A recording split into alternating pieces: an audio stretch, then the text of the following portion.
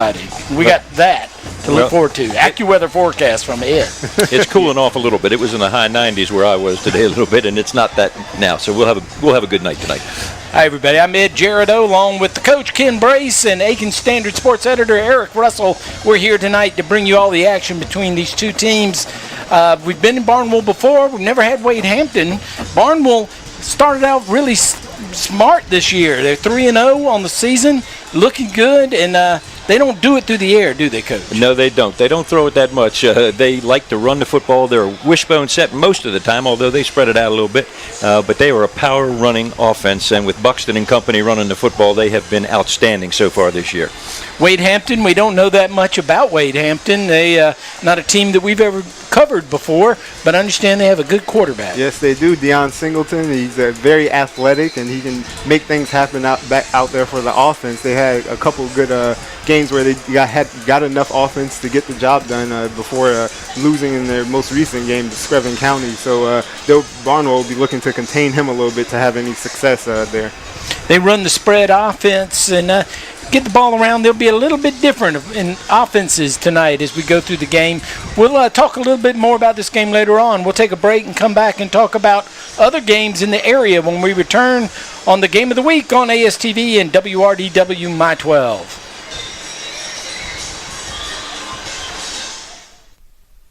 When I came in, Dr. Leah made me feel at ease.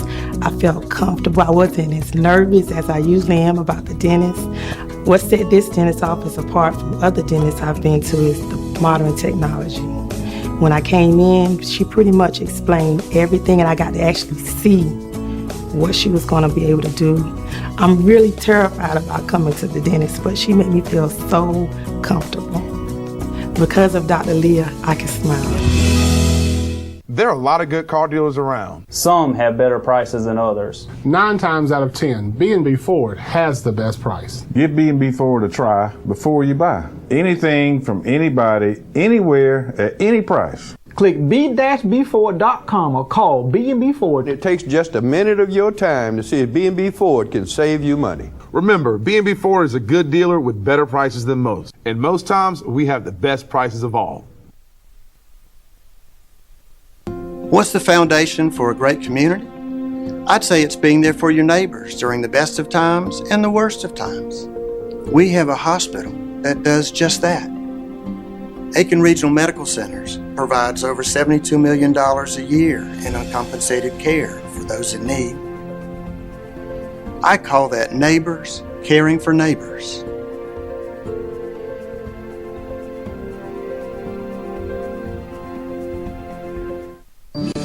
I've worked at our family's dealership for over 14 years, and I've watched how my dad treats his customers. I've seen them come back again and again because we treat them right. Now that I'm stepping up to be the general manager, I plan on carrying on that tradition because treating people right sets Satcher apart from the competition. We know you're going to shop around, but remember, at Satcher Ford, you're always going to pay the prices you're quoted. No dock fees, no surprises. That's the way Dad does it. That's how I'll continue to do it.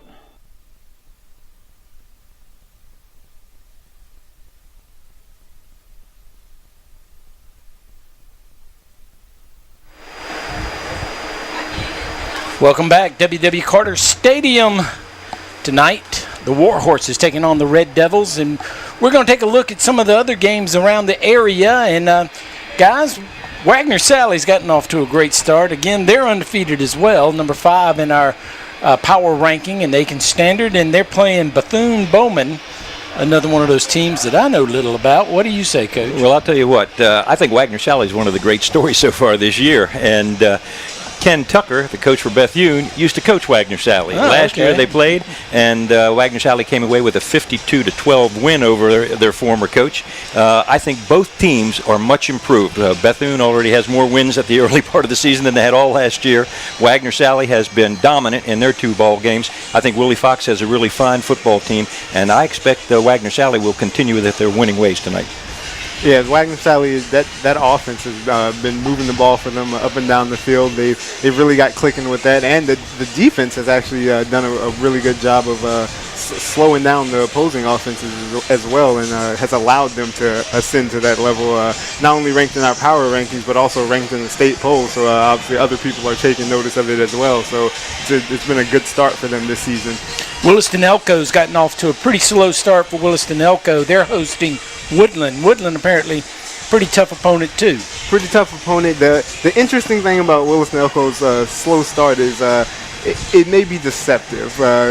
Coach Youngblood, he has a bunch of games against classifications above Williston Elko to get them prepared for region. For instance, tonight in Woodland, kind of what they do prepares them for HKT a little bit. So may not have any early results playing 2A and 3A opponents, but could pay off down the road.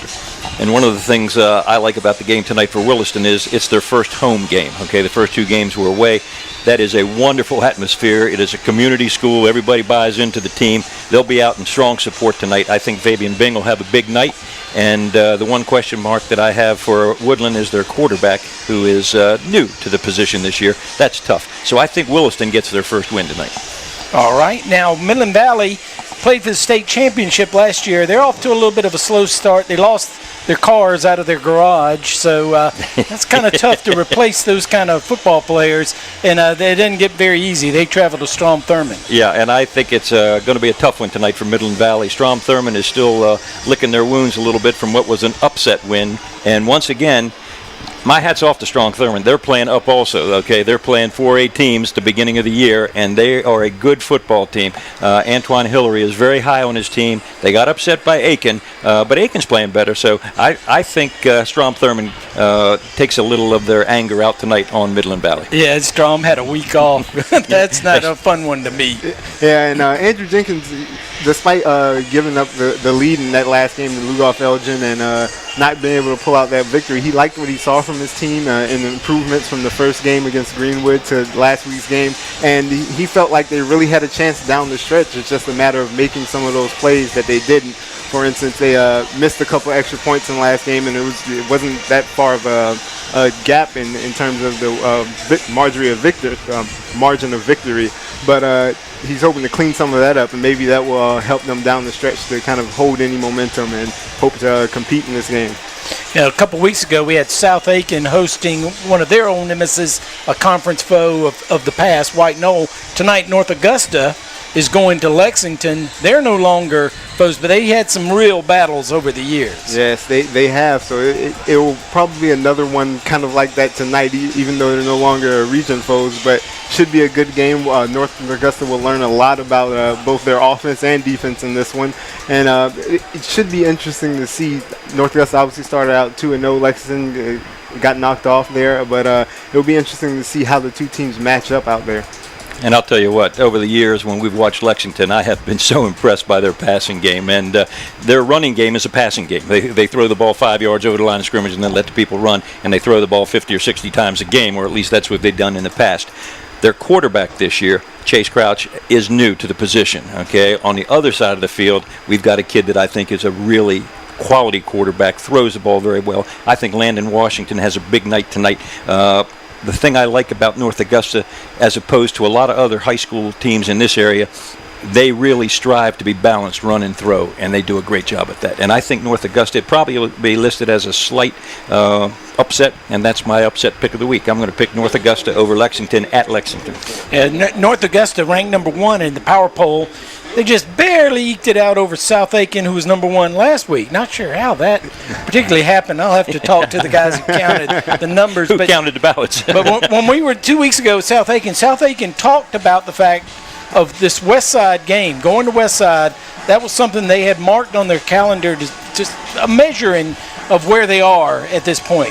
And I am looking forward to this one. As a former coach, I can tell you, when Chris Hamilton gets across the field from Scott Early, it's going to be special because they coached together for 12 years. Okay, so I can guarantee you both of those teams are going to be well prepared tonight.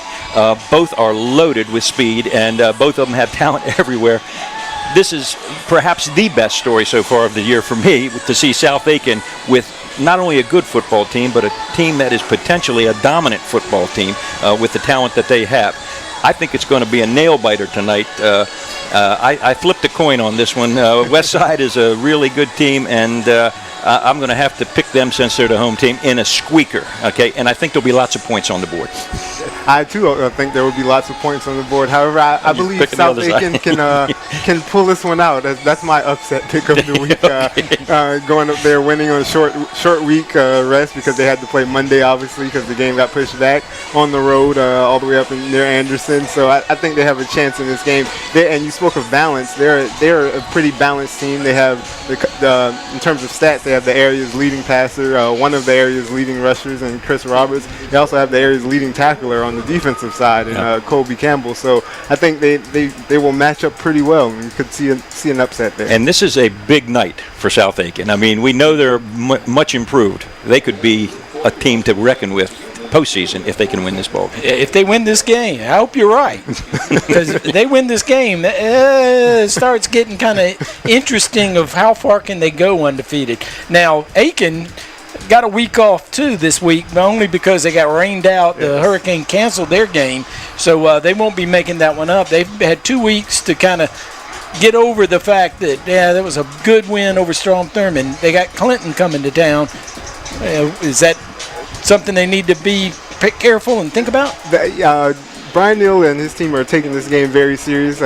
He likes the fact that he didn't like the fact that they couldn't make up the game and had no way of getting that one back on the schedule. But he believes the momentum from the Strom Thurmond win will carry over because, as he put it, we didn't lose a game in between there, so we still are coming off a win. So he's hoping his team comes out with that fire that they gained in that win over Strom Thurmond. Yeah, and Clinton really has a very strong history in football. I think they've got 8 state titles to their credit over the years. But when you look at it, they haven't been quite as strong the last few, and they're playing up 2 levels. Okay, they're going up against a 4A team. They're a much smaller school. They have not been really all that effective offensively, and I think Aiken with Brayton Sanders behind the center is really something that you have to look out for.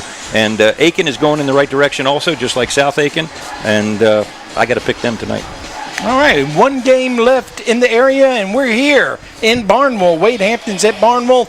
We'll take a break, and we'll come back and talk more about tonight's matchup between the Warhorses and the Red Devils when we return on the Game of the Week on ASTV and WRDW My 12, the pregame show.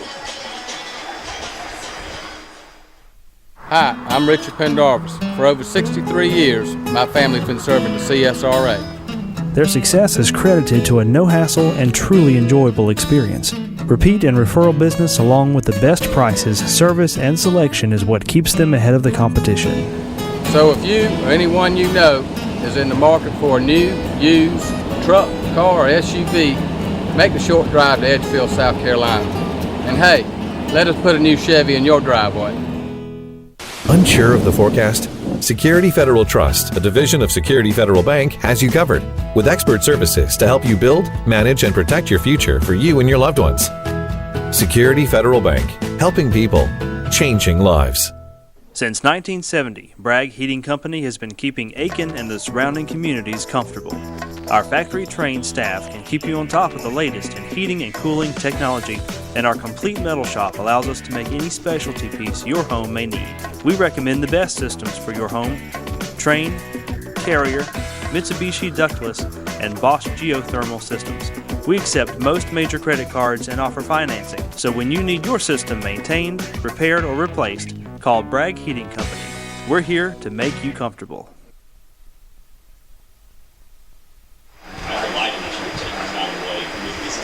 Welcome back. W.W. Carter Stadium in Barnwell, South Carolina. Tonight, Barnwell playing host to Wade Hampton. Let's talk a little bit about these guys. We haven't been to Barnwell, in a couple of seasons, I don't believe, and we haven't seen them play. Last time we saw their coach, Coach Garrick, he was coaching at Williston, and if there was one thing you could count on Williston, they'd run the wing tee to perfection, but they would also break out of it and run a spread out of the blue. And I think we might be seeing a little bit of that, but mostly we're going to see the running game. Yeah, we're going to see the running game, and he lines up in the wishbone a lot over the years too. And my goodness, they're not a triple option team most of the time. Now maybe there'll be a little triple option tonight, but they're a power wishbone team. Okay, they come at you and they just want to run you over. All right, and I'm excited about Barnwell. When I came here tonight, I looked at their wall on the stadium, and they have several state championships and lower state championships to their credit. And in fact, Ed and I were riding up here and talking about it a little bit, and I saw your dad's class up there. 1954, they won the state championship when your dad played for Barnwell. So you've got to have a little bit of a heart tug here tonight. But their championships came in the 50s, the 60s, the 80s, and the 90s. Okay, but Dwayne Garrick is back, and all we've seen him do ever since we've been doing this program is win. At Williston, he won every season, did a great job with that program. He came here last year and immediately turned them around a little bit so that they had a winning season, and they're ready to go, I think, this year. And they're undefeated so far. They've got some big, stout people. Should be interesting tonight. And won a state championship down at Williston. And the Barnwell crowd, I've spent a lot of time in Barnwell. Like I said, my dad was from here. I got down here quite a bit, did a lot of work. And I know they worried about their football program. Everywhere I'd go, they'd ask me about the football program, and I'd have to say, I really don't know, but it looks like they're back now. Yeah, they've certainly had some success. You spoke about that big line they have. Marcus McKeithen, North Carolina commit. Earl Bostic on the other side playing tight end, also a fierce blocker. And pretty much everyone along that line opens up holes for Buxton, Harvey, everyone. They can pretty much hand the ball off to anyone and rest assured. So that leads to a lot of confidence. But also on the other side of that, they have played some stellar defense this season. They can't come out in that game against Williston and pretty much limit them for most of the game, except for a couple plays here and there, and then you go and have some shutouts there against playing up some classifications against some bigger opponents also, and that really shows you a lot about what that defense is about, and you'll likely see some more of that here tonight against Wade Hampton and the tough quarterback in their backfield. Yeah, the one that caught my attention was the shutout of Pillion. Yeah, and not only did they shut them out, but they put a lot of points on the board also.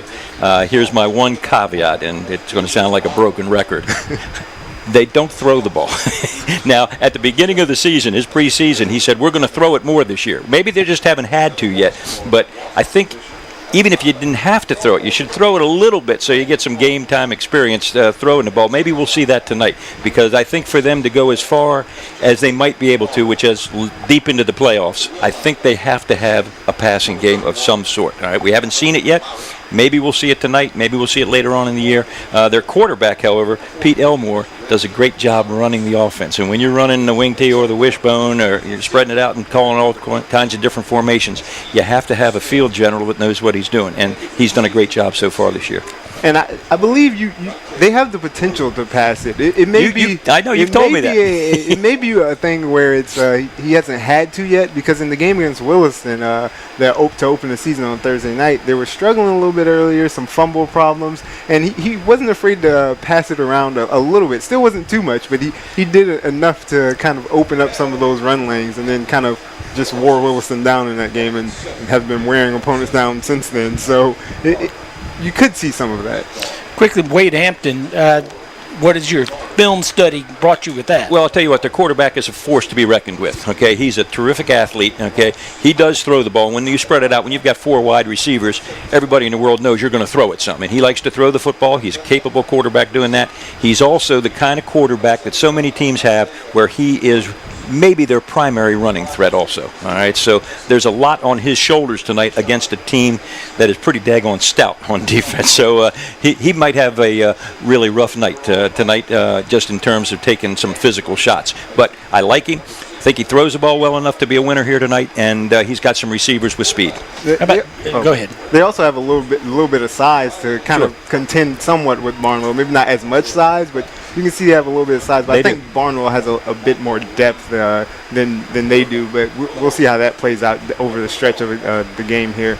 It looks like Wade Hampton plays a lot of linebackers. They do play. They got 4 linebackers out there, and they're going to have to use their speed. And we've seen that with some other teams already this year when they've got the 4 linebackers, particularly South Aiken, for instance. Those kids, the guys up front occupy the offensive line, and then you got those linebackers running free. I was not surprised to see a couple of the teams that we've already seen this year, their linebackers are the leading tacklers in the area. And that's not unusual, but then we've got some that can do it. And I think we're going to see that with Wade Hampton tonight. And they better be ready because they got their hands full. They're going to be tired and sore at the end of this ball game too, because it's going to be a war between the line of scrimmage.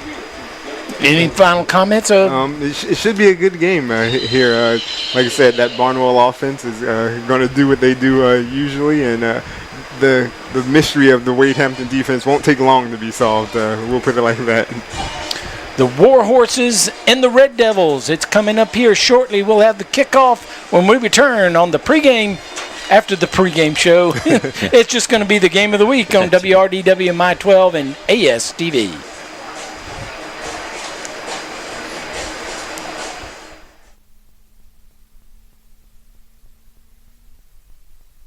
When I came in, Dr. Leah made me feel at ease. I felt comfortable. I wasn't as nervous as I usually am about the dentist. What set this dentist office apart from other dentists I've been to is the modern technology. When I came in, she pretty much explained everything, and I got to actually see what she was going to be able to do. I'm really terrified about coming to the dentist, but she made me feel so comfortable. Because of Dr. Leah, I can smile.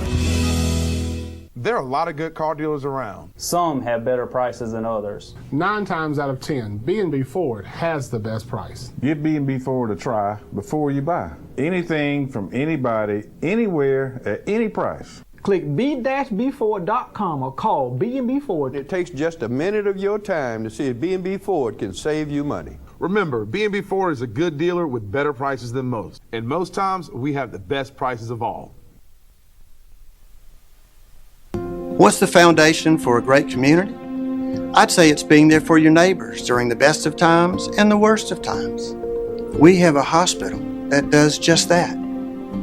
Aiken Regional Medical Centers provides over $72 million a year in uncompensated care for those in need. I call that neighbors caring for neighbors.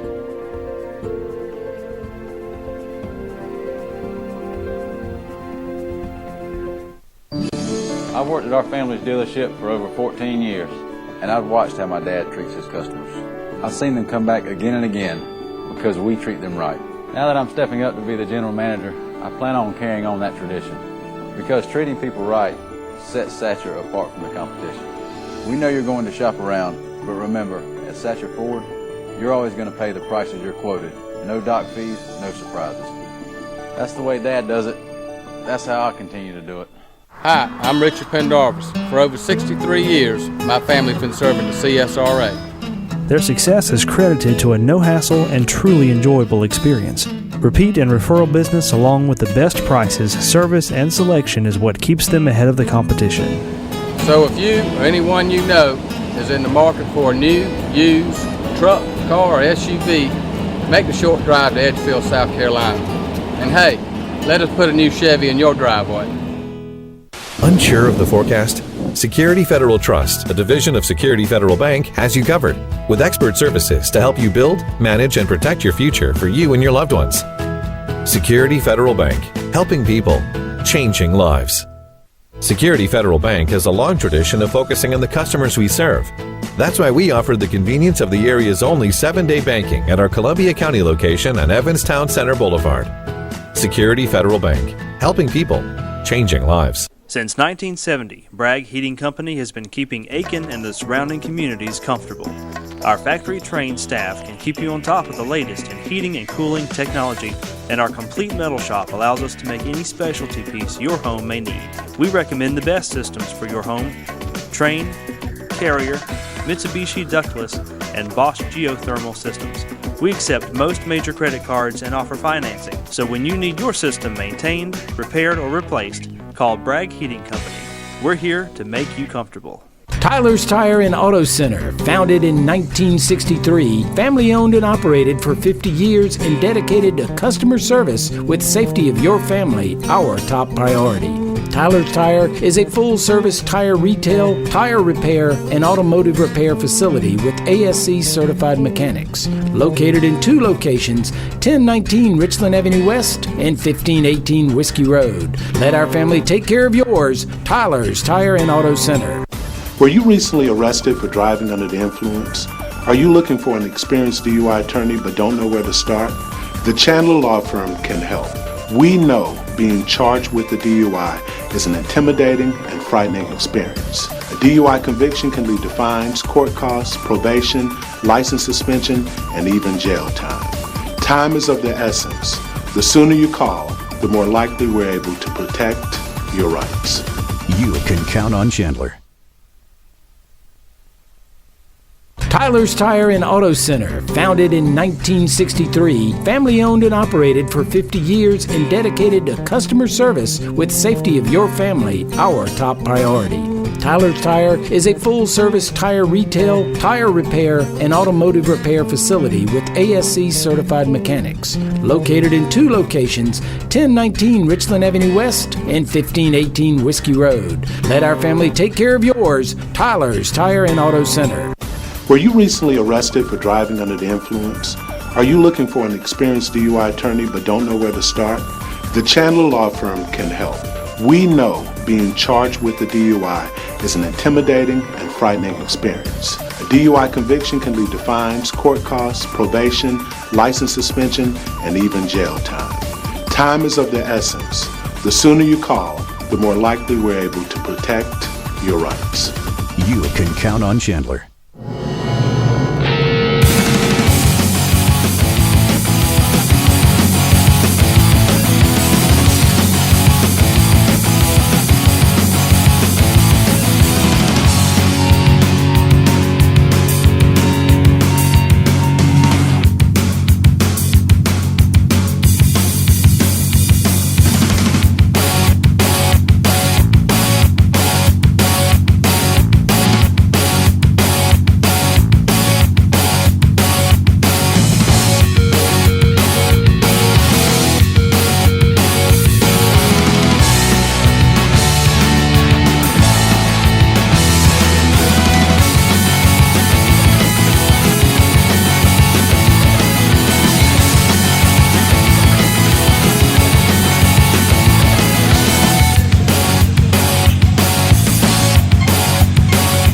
Good evening and welcome to the Game of the Week on ASTV and WRDW My 12. You're looking live at WW Carter Stadium in Barnwell, South Carolina, where the Warhorses of Barnwell play host to the Wade Hampton Red Devils in tonight's Game of the Week. Hi everybody, I'm Ed Gerardo along with Ken Brace, the coach. Eric Russell will be on the sidelines updating us with reports. And Coach, I think we're in for a good game tonight. I do think we're going to be in for a good ball game. I think both these teams are talented. I certainly think Barnwell deserves to be the favorite tonight. They're playing at home. They're undefeated. They've got some talented people both at the line of scrimmage defensively and also some people in the backfield that can really do a job running the football. So it should be a good game. The captains have already met at midfield, and I think you have the captains for us. I do. Okay, for the Wade Hampton Red Devils, James Ford, number 9, one of the wide receivers. Number 15, Chris Orr. Number 17, Deion Singleton, their quarterback. And number 21, DeKelly Pittenger. All right, and on Barnwell side, we got number 7, Darren Hammond, who's a strong safety, senior strong safety. Okay, one of the ones. Number 62, Javante Ross, offensive and defensive lineman. Number 64, Jackson Carter, linebacker and offensive line. And number 86, Earl Bostic, okay, tight end and also a defensive end. And Barnwell won the toss, elected to defer, and they will get the football to start the second half. So they'll be kicking to Wade Hampton. Both these teams are red and white, so they did us a favor. Barnwell's dressed red jerseys, red pants, while the visitors from Wade Hampton wear their white jerseys with white pants, red piping.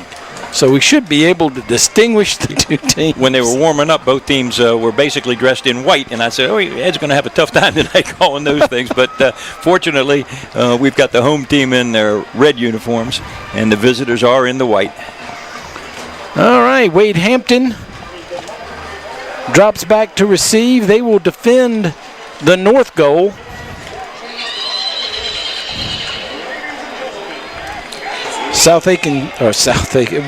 Barnwell's kicker, number 7, Darren Hammond. And they are very high on him, Ed. They think he's one of the best kickers, not just in this area, but in the state. Okay, we'll see how he does tonight. Deep to receive for the Red Devils is Deontay Franklin, number 24. And that you're always talking about how important it is, what a great advantage it is to have a kicker who can kick it in the end zone. So we'll see if that's something which Hammond can do on a regular basis. And his name is Nathaniel Toole, okay, for Barnwell.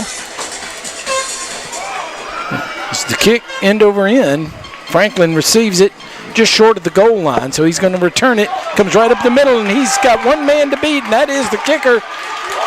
Kicker slows him down, and coming up with the tackle, number 29, Dylan Walker.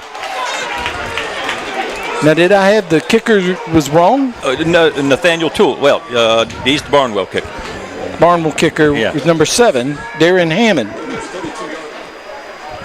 No, it was number 2 who kicked off. Oh, he's number 2. Number 2. Oh, my bad. All right, Nathaniel Toole did a good job of turning him in, and the tackle, Dylan Walker able to run from behind. And I'll tell you what, that was a heck of a run back.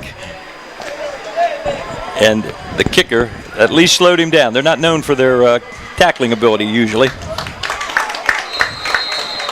And just as we expected, they're running the football, but it's not the quarterback.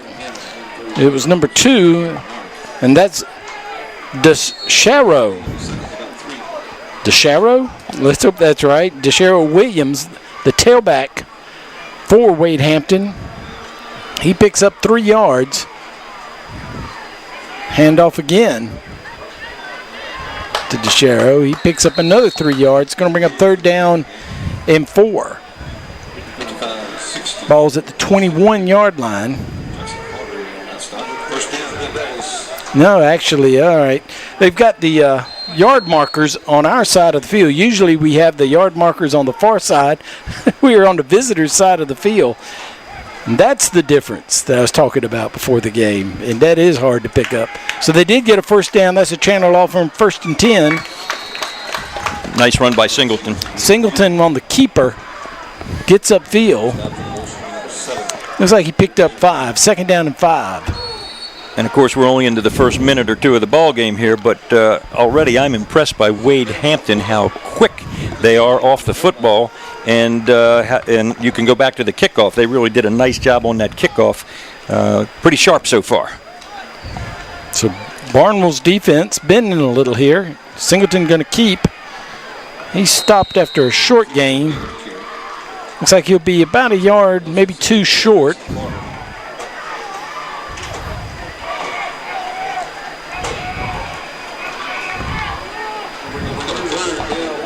So 3rd down. About 3, it looks like, Ed. Yep, looks like 3.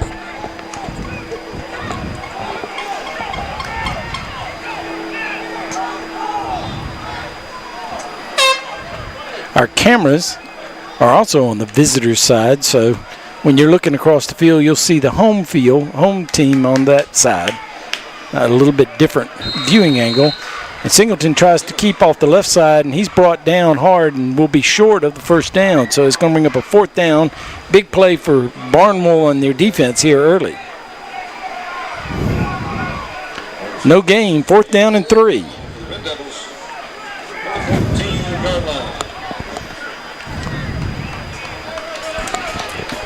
Franklin comes into the game. 3 wide receivers split wide to the right before they ever get out of the huddle. 1 to the left. That puts Williams in the backfield next to Singleton. They bring a man in motion. Singleton works close to the first down. He stopped short of the 10, and I don't believe he got it. Nope, he did not get it. Official signals it's Barnwell's ball. So Barnwell holds on downs. Wade Hampton's impressive drive to start. They got a good field position with a great kickoff return by Franklin. But Barnwell stiffens, and we said coming in, they've had 2 shutouts the last 2 games. They played tough, kept them off the board. And early in the ball game, that's a big play for Barnwell because Wade Hampton was looking pretty sharp. So Barnwell comes out in the wishbone, like the old Texas days.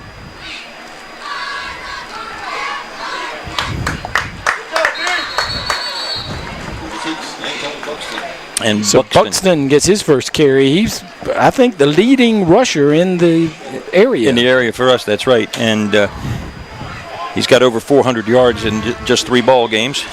I think he has 5 touchdowns also to start the season. Got nothing on that play. In fact, he might have lost a yard. I think he got a yard on it as they move the stick a yard. 2nd and 9. Keeps, now here's the pass. Yeah, he had a receiver open out there, which was Buxton, but sort of shorted him a little bit, hit him in the ankle. And like you said, they're going to have to pass it. Looks like early on they realize that. Well, there are times when you have to pass it, and there are also times when you should want to, I think. He had the man open, and that probably would have been a first down had he been able to complete it. As we said, the right tackle for Barnwell is 6'6". He's a commit to the University of North Carolina, and he towers above most people. Back to pass, looking outside, throws it behind his receiver. He catches it, but he's only going to make the 15. That'll be a pickup of 3 yards. It's going to bring up 4th down and 6.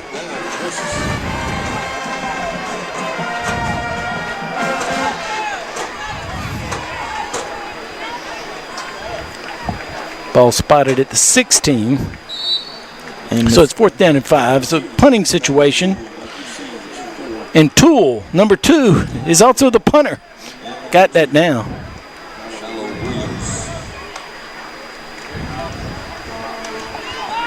A nice kick, spiraling, nice catch at the 45-yard line. Taking it back to the left and spun down in Warhorse territory at the 46-yard line, where the Red Devils will put it in play. That was Miles Murdaugh on the return. And that was a nice kick, nice spiral. Good coverage by the Warhorses. Hold the return to just a few yards.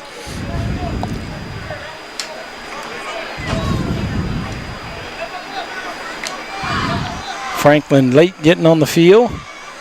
He's going to go wide. So we had an empty backfield. 3 split wide to the right. Here comes Franklin back. He's got a few blockers inside. He's going to make the edge. He's going to get room to run. We saw him up with some speed on the opening kickoff. You see some there. He gets to the 31-yard line, pick up 15 yards. And, you know, a couple years ago, we used to see that as one of the bread and butter plays for virtually every team that we covered.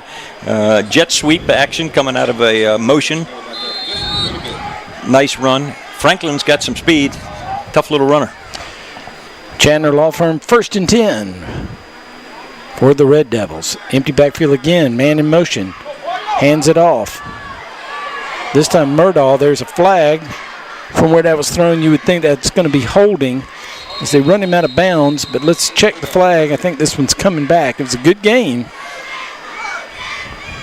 Yeah, that really hurts Wade Hampton because that was a terrific gain. Down inside the 10-yard line. Holding against Wade Hampton is the call. That'll be 10 yards from the spot of the foul. And that'll back them up. They'll replay first down. It'll be 1st down and 20 when they're through walking this one off. So a little jet sweep action to the right, then a little jet sweep action to the left. And one of the reasons so many football coaches like that is you don't have to block too many people. Okay, you can just outrun those linemen. Here in the early going, Wade Hampton showing they've got some speed. They're getting to the edge and getting it upfield. They certainly do have some speed.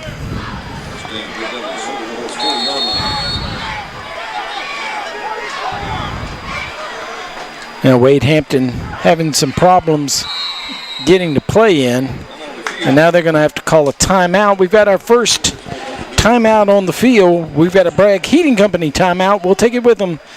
We'll be back. Your local home loan expert since 1922 is Security Federal Bank. Our home loan experts will help you choose the ideal home financing solution for your individual needs. Security Federal Bank offers conventional, FHA, VA, USDA, and renovation loans with local underwriting, local processing, local decisions.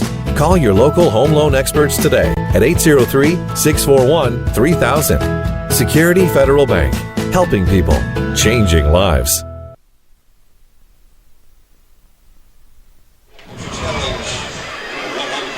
Stay tuned at the end of tonight's game where we'll name the most valuable player, the Center for Dentistry, MVP, following tonight's game. So don't go anywhere. You'll want to hear who that is as our great panel of judges will vote together. All right, Wade Hampton takes the first time out of the ball game. They're now in sync, and they'll come out. They've moved the football. They've been in Warhorse territory the entire first quarter, which we're 5 minutes into, just about. 7:03 left to go in the first. Two split wide to the right, one to the left. Going to keep. Singleton runs up the middle, a little bit to the left. He's going to get over the 35, down to the 34.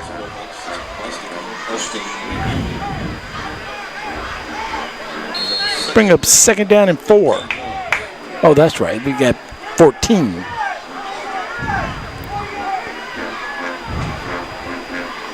Had an interesting start to the season. We really had the first one lightened out.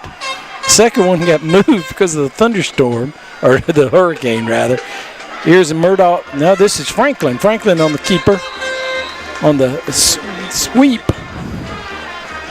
These jet sweeps pick up good yardage down to the 26-yard line.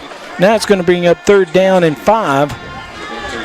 Anyway, we want to thank Kyle Dawson and Nick Terry for filling in for us last Thursday, and Ken and I weren't able to make it out on a Thursday night. I think you were doing preparedness for the hurricane, right? That's exactly right, okay, in our community. Fortunately, we had a very mild hurricane where we were. Singleton fakes the handoff, keeps it in the middle. He's in the clear. He may go the distance. He's in for the touchdown. They were stopped at the 10-yard line in their previous drive. This time, Wade Hampton able to get it in, and they lead 6-0 with the extra point coming. And that's a terrific run. Great blocking up front, and he just basically walked in, okay, untouched. Now, they've been running that jet sweep, and they showed it again. This time, rather than handed it off to him, he kept it and ran straight up the middle. Here's the extra point try. Kick is up, and it is through and good. And Wade Hampton takes the first score to take the lead in tonight's game of the week as they lead 7-0. We'll take a break and be right back. Hi, I'm Richard Pendarvis. For over 63 years, my family's been serving the CSRA. Their success is credited to a no-hassle and truly enjoyable experience. Repeat and referral business along with the best prices, service, and selection is what keeps them ahead of the competition. So if you or anyone you know is in the market for a new, used truck, car, or SUV, make the short drive to Edgefield, South Carolina. And hey, let us put a new Chevy in your driveway.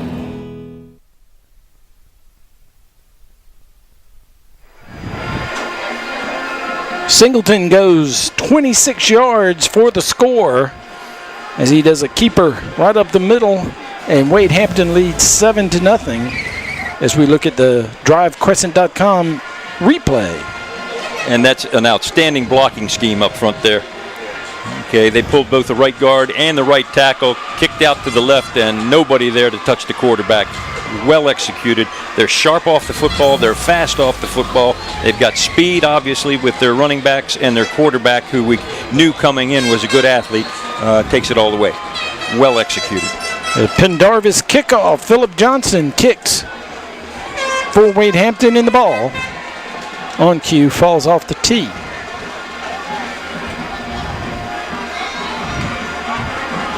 So he gets it back. Buxton deep to receive on one side. Keyshawn Jenkins in the middle.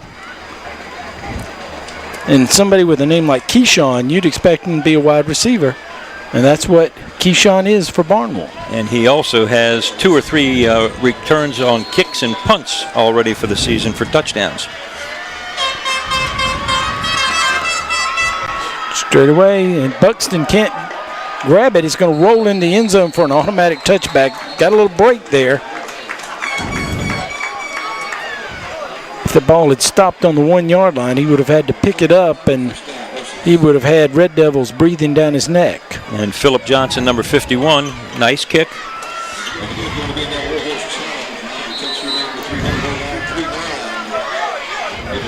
So Barnwell, who was 3 and out on their first possession, now takes over.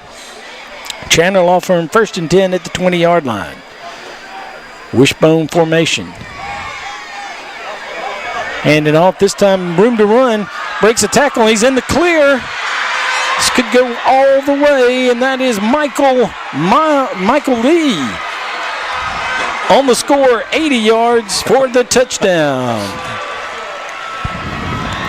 And so Barnwell answers quickly. Very quickly, okay. And the 2 running backs that do most of the damage for Barnwell are Lee and Buxton, and it's Lee's turn to start us off right here. Number 3, and that's a terrific run. He got a nice block from one of his wide receivers after a gain of about 25 that sprung him so nobody could catch him. Did a good job staying on his feet as he got by the last tackler, and no one was going to catch him. Okay, Toole on to try the extra point to tie this up. Kick is up, and it's good. Very so Barnwell gets into the Tyler Tire end zone to tie this game up at 7. 2 scores here in the first quarter very quickly. You're watching the Game of the Week on ASTV and WRDW My 12. Tyler's Tire and Auto Center, founded in 1963, family-owned and operated for 50 years and dedicated to customer service with safety of your family, our top priority. Tyler's Tire is a full-service tire retail, tire repair, and automotive repair facility with ASC certified mechanics. Located in 2 locations, 1019 Richland Avenue West and 1518 Whiskey Road. Let our family take care of yours. Tyler's Tire and Auto Center. A 1-play drive of 80 yards. Michael Lee goes the distance on the first play from scrimmage in their second possession of the game for Barnwell to tie things up at 7. You know, and they really needed that, okay? So far in the ball game, Wade Hampton had looked like the sharper team, all right? Executed well on their second drive to take it in. They just seemed a little bit more alive. Here comes big number 77. He kicks out. All right, Michael Lee makes 2 nice moves, make a couple people miss. And he is off to the races, and he wins that race. We may have a track meet here if this keeps up. The DriveCrescent.com instant replay. All right, here's the Pendarvis kickoff. And Toole, as he's been known. Now we've got somebody who was offsides. In high school football, you're offsides. It's a dead ball situation on the kickoff. They bring it back, move it 5 yards. Now, Toole definitely kicked that one out of the end zone, so the 5 yards may not impact him too much. He's warmed up now. He's had a couple kicks during the ball game. Let's see if he can get it to the end zone with 5 extra yards tacked on there. So they drop it back to the 35-yard line. And the Warhorses will try it again.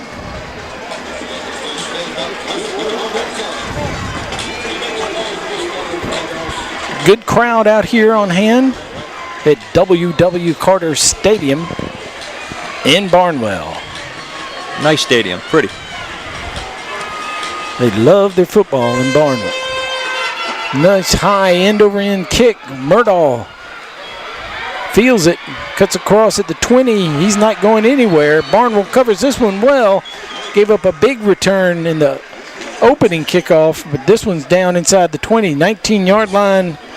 Instead of going deep, he kicked that one high. He did, and Tyra Spann, number 81, down to make the tackle. Good coverage, good open field tackle.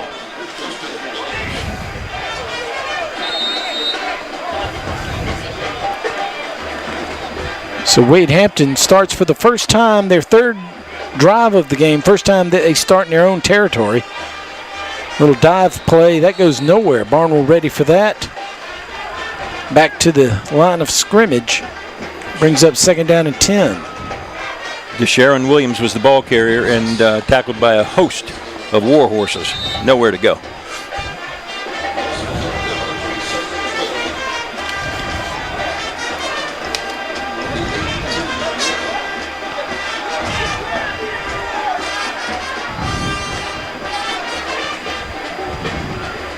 Empty backfield. Singleton hands it off on the jet sweep again. This is Franklin. Franklin gets outside. No, that's Murdahl. It's not 24, it's 4. He's up over the 30. That's going to be good for a first down as he picks up 13 yards. They move the chains. Chandler Law Firm 1st and 10. They're not having much problem getting to the corner, are they, Ed? They're not. They're doing a good job of sealing the block on the ends.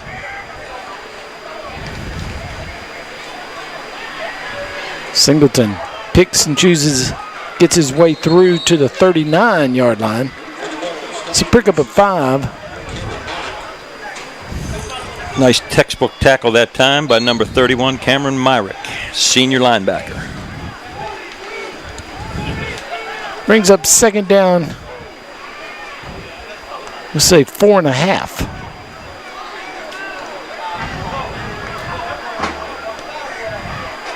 Again, man comes in motion. This time, the touchdown play earlier was on that same play where he fakes the jet sweep, keeps, runs it up the middle, picks up about, 5 yards.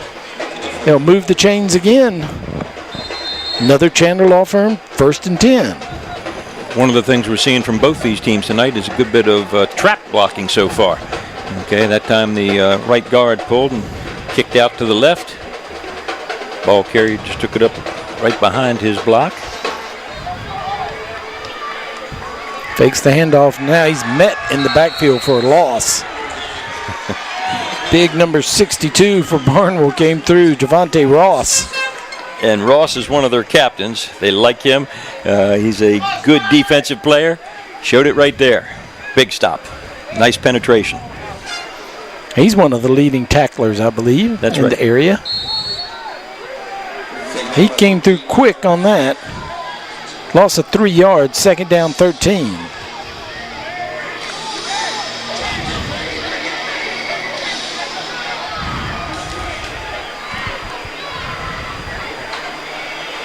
Drops back to pass, looking for that slant. He wasn't there. He drops the ball.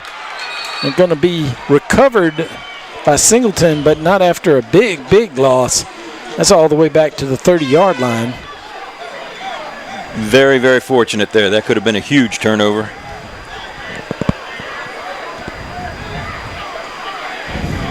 Good penetration that time. Really didn't have any time to throw it. Nowhere to go with it. There were a couple big linemen right in his face. Loss of 11, 3rd down and 24.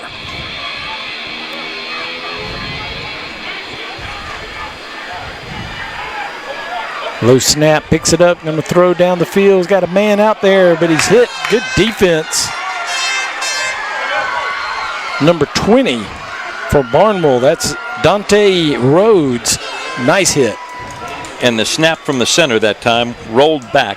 That kind of disrupted the quarterback a little bit. Still got off a decent pass. There was double coverage on the receiver, however. That makes me wonder that we haven't seen them punt yet. Let's see what the snap looks like on their punts. There's 32, Taylor Lee is the punter. I believe that's right. Good snap. Oh, bad kick off the side of his foot. Gets at least a Wade Hampton roll. Doesn't get back to midfield. It's the 47-yard line. They'll be in Red Devil territory, and Barnwell will look for their first lead of the game. 1:51 left to go in the first quarter. Tied up at 7.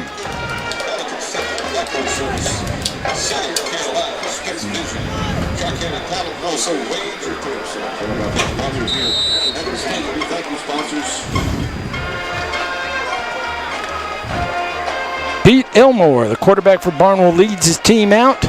Got a wide receiver split wide to the right.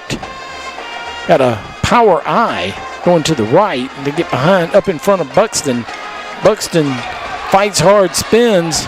May have lost the. And the ball came out. Game loose.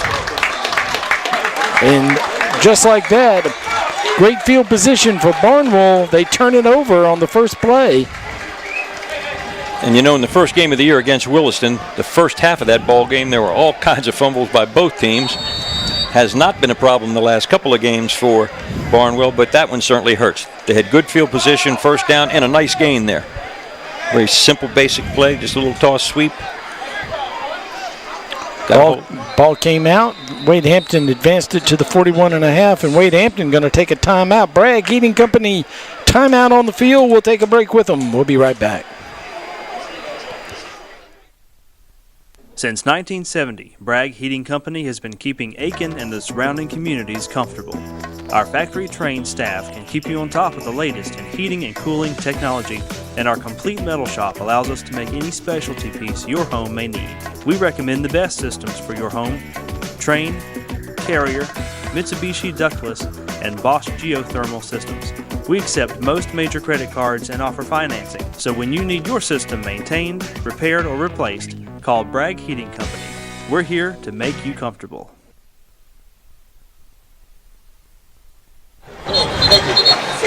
No injuries in tonight's game, so we haven't had a ARMC, Aiken Regional Medical Center injury report to report on. We're injury-free. I'll tell you what, we've had a couple of situations where we've been involved with the regional center, and they do a nice job over there. All right, Franklin comes in motion. Singleton keeps, and again, he gets a big gain. Let's be out to the 48-yard line. That's really a neat-looking play, and you've got the fake to the running back, and then the running back becomes his lead blocker. Picked up 6 yards, 2nd down and 4.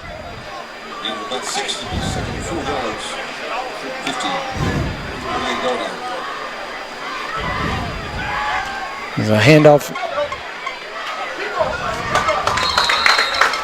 That's Williams on the handoff. He's going to pick up a 1st down as he crosses midfield.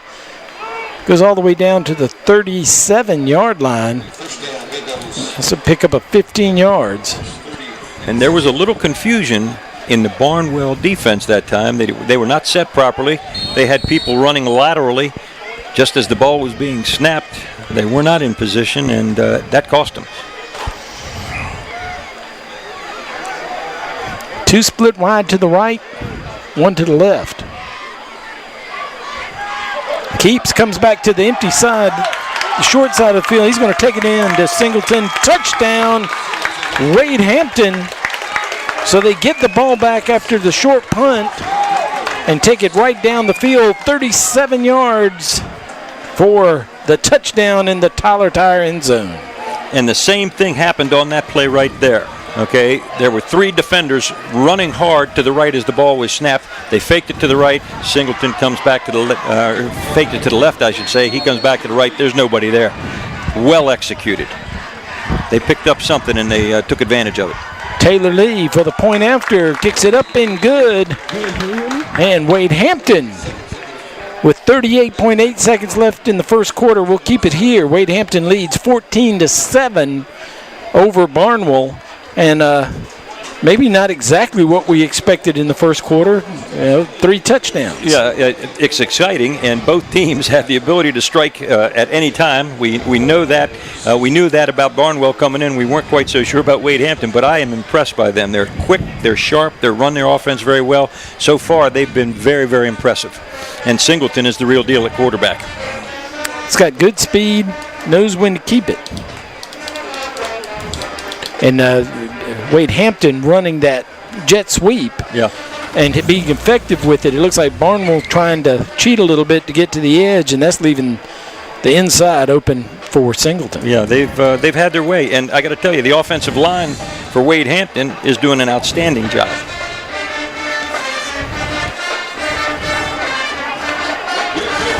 So our fourth Pendarvis kickoff of the first quarter.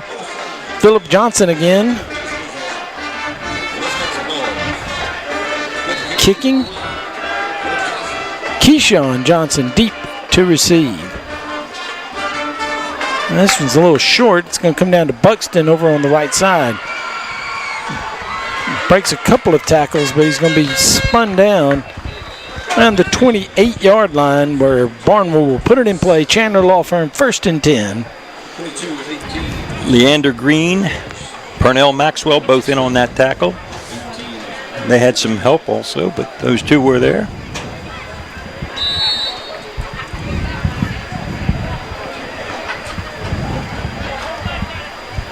Let's see if Barnwell can come right back again.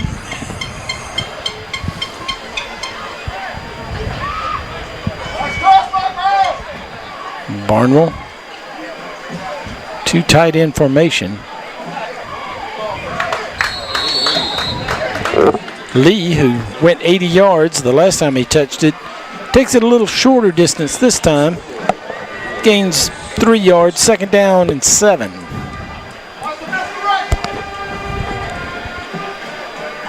As the final seconds tick off, Barnwell doesn't have to run another play here in the first quarter.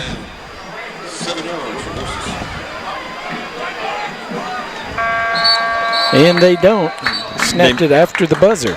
They might have a penalty, though. That looked like somebody moved just before, but maybe not. See, nope, okay, that's going to be the quarter.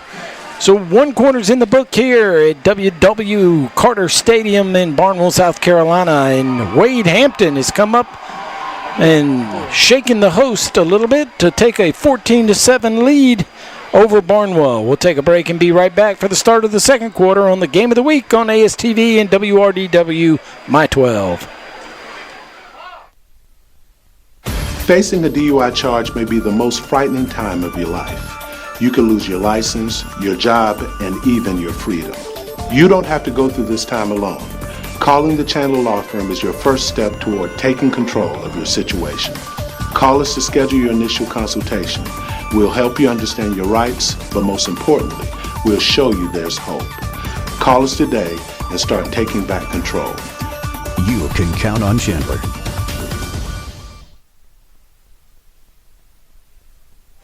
Thank you. Start of the second quarter underway. Let's go down to Eric on the sidelines to get a sideline report. South Aiken has had some early turnover trouble on Trail West Side, 14-0. Strom Thurmond leads 7-0 on Midland Valley, and Williston Elko has opened up a 15-0 lead out in Williston. All right, thank you, Eric, with another stellar sideline report. Buxton on the carry there, and number 56, Wendell Johnson on the stop. I want to thank the Barnwell concessions. That's unusual. You get a treat. We're going to come back to Barnwell. Pretty nice of them. Brought us water and hot dogs, French fries. Treat us right. And our director, James Grigsby, wants them to know where the trailer is. All right, here comes Keyshawn. Keyshawn gets outside. Keyshawn Johnson from his wide receiver. He gets in on the action on this sweep. He picks up 12 yards. He's across the 40-yard line. That's a nice little run. We've seen Wade Hampton run that play.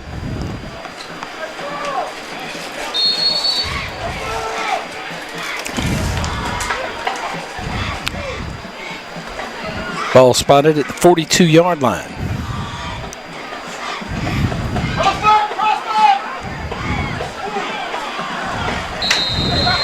Running tough now.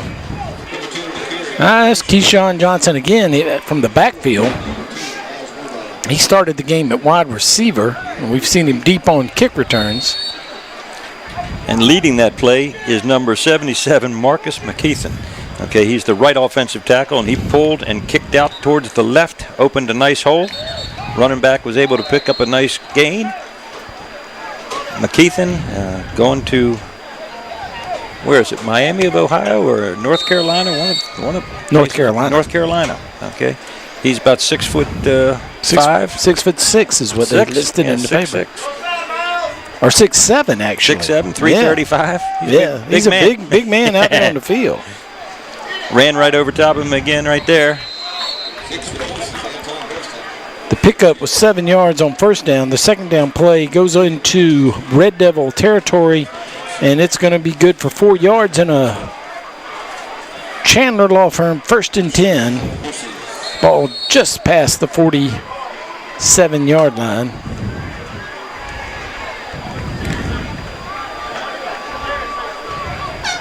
So Barnwell trying to answer Wade Hampton's touchdown late in the first quarter. They trail by a touchdown.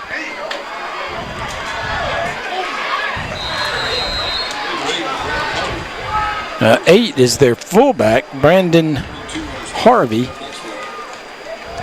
First time we've seen him carry the ball tonight. Yeah, most of the time the fullback doesn't get a whole lot of usage in some of the wishbone formations. In this offense, he's primarily a lead blocker. You watch Navy play at the college level, and he gets the football a lot. Picked up 3, 2nd down and 7. They're rolling the big guy down the field. Now he's going to keep Des Elmore, and he goes out of bounds. Maybe picked up a yard.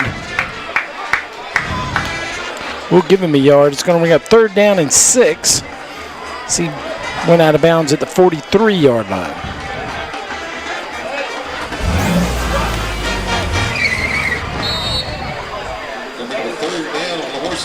So a big 3rd down play for Barnwell here.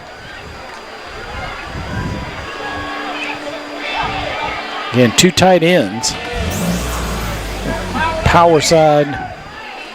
They're going to go to the left behind the big tackle. They're not going to get the first down, but they're going to move it up about 4 yards. It'll be 4th down. Probably go for it here. I was going to say, this is going to be an interesting call. I won't be surprised if they go for it. Got about a yard. Yard and a half for the first down. So our first 4th down play of the evening. Make it the second. Wade Hampton was stopped on 4th down in their opening drive. They'll try to return the favor to Barnwell. Here's Buxton. No, that's Michael. Michael Lee. Michael Lee with the ball. And he gets it with more to spare. He picks up about 7 yards. Ball down to the 30-yard line. Move the chains. Chandler Law Firm 1st and 10. They spot him at the 29.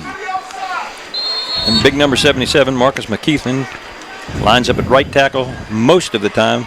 But that time he switched over to the left. Here he goes again, back to the left. I'm guessing if they run the football, they're going to go left. Well, they had the big tight end Bostic on the right side. He's 6'6" himself. That goes off the left side. Moves the pile to the 35, pick up a 5 yards, 2nd down and 5.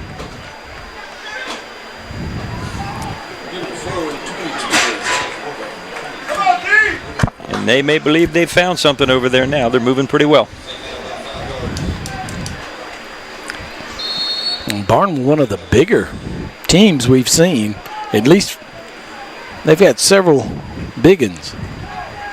This time he's on the right side, right next to Bostic. When they come back that way, cross block. Got one man to beat, and he pulls him down. That was Dalian Creech. Nope, that was number 6. That was Anton Buxton again. Buxton, and they did a nice little blocking scheme up front there, and they ran right over McKeithen and Bostic. They blocked down. They got pulling guard and pulling tackle from the other side. Very nicely done. They're inside the 10, 1st and goal. Handoff this time to Brandon Harvey. They lined him up at more in a tailback position that time.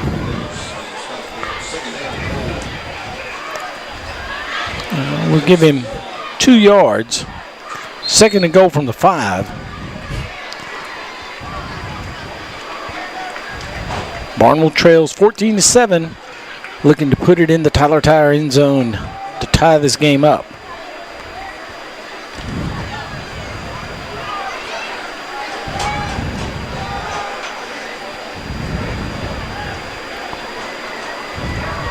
Buxton on the carry.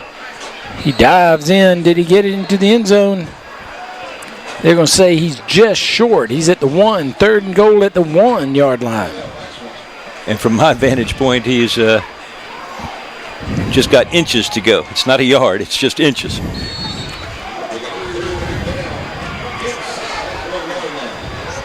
Well, they went for it on 4th down, so this has got to be 4-down territory, you would think, this close to the goal. There's no question. They're not going to come away with anything to be satisfied with unless it's a touchdown. This time it's Lee. Lee's hitting the backfield. Helmets come off flying. He's going to lose a yard, I do believe. And this will be 4th down, so they'll line them back up. Michael Lee will have to go to the sidelines with the helmet coming off. And the Wade Hampton sidelines are excited after that stop, as are their fans. That was a big stop.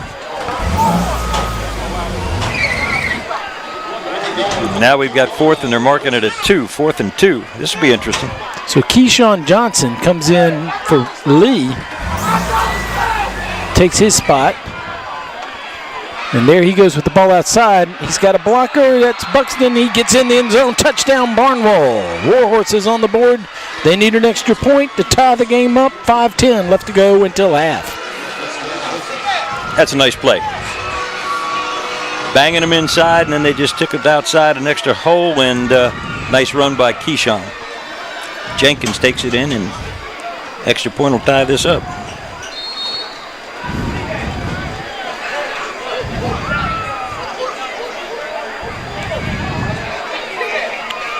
So Nathaniel Toole on to try to put this point on the board.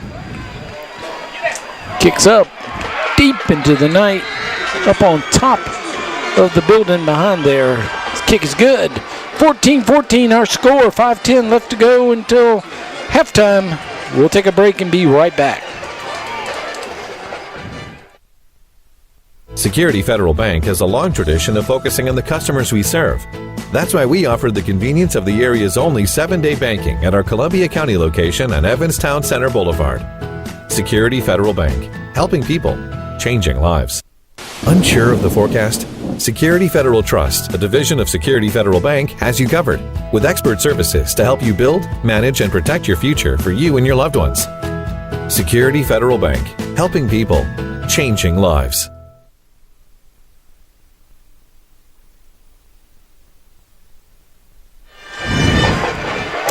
14 all.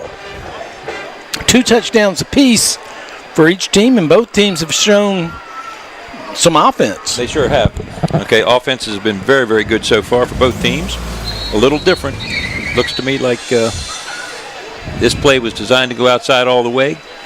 There's Buxton, makes a nice block. Takes him right into the end zone. TheDriveCrescent.com replay. I'll tell you what, before the ball game, we had a couple of the fans talk to us about Nathaniel Toole, said what a good kicker he is, and I have been very impressed with the height and the depth of his kicks. I would suggest that there's got to be some college someplace that could use him next year. He's a senior. No win tonight to aid his kicking, so let's see what he does kicking the opposite direction with the Pendarvis kickoff. Drives it high and deep, looking for that Tyler Tire end zone. Not deep enough to get in the end zone. And we saw Franklin take that up the middle and make big yardage to open the game. He gets knocked down this time at the 24-yard line. He's slow to get up. That is Franklin, the return man. They're going to stop the game and let the coaches come out and check on him. So Chandler Law Firm 1st and 10. And the way that Wade Hampton has been moving the ball, they've got plenty of time. Oh, sure they do. Not a problem. Franklin looks like he's okay, but he took quite a shot. So Franklin's our injured player on our ARMC medical report. Let's see if we can see what happens here. Might be an ankle that got twisted up in there. Yeah, I believe that's what happened. Okay. He's definitely hopping, holding that leg up. Yeah, it looks like he got kicked in the leg there. He's one of their speed players. Here comes the others. Murdaugh, he's not going to go very far. He's down, going to lose a yard. Second down and 11. And there's one of the other big players that we've talked about for Barnwell. That is number 86, one of their captains, Earl Bostic. Plays both offensive and defensive line.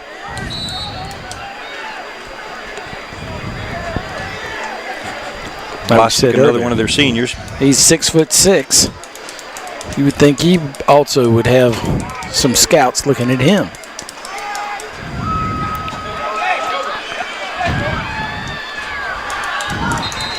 Run the dive. Williams going to get the lost yard back and then some.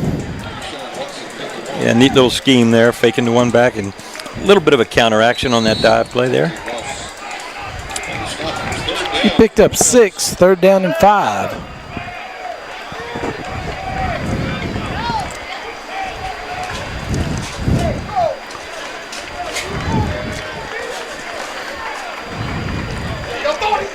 He's under pressure, evades the tacklers, now throws it downfield, had a man, he skipped it the 45. Nice catch on the skip. And Singleton did well to get away from the pursuit. Had something on the ball, couldn't quite make as far a throw as he needed to, obviously, and goes incomplete. Pretty good effort, though, by the young man. The intended receiver was number 9, James Ford.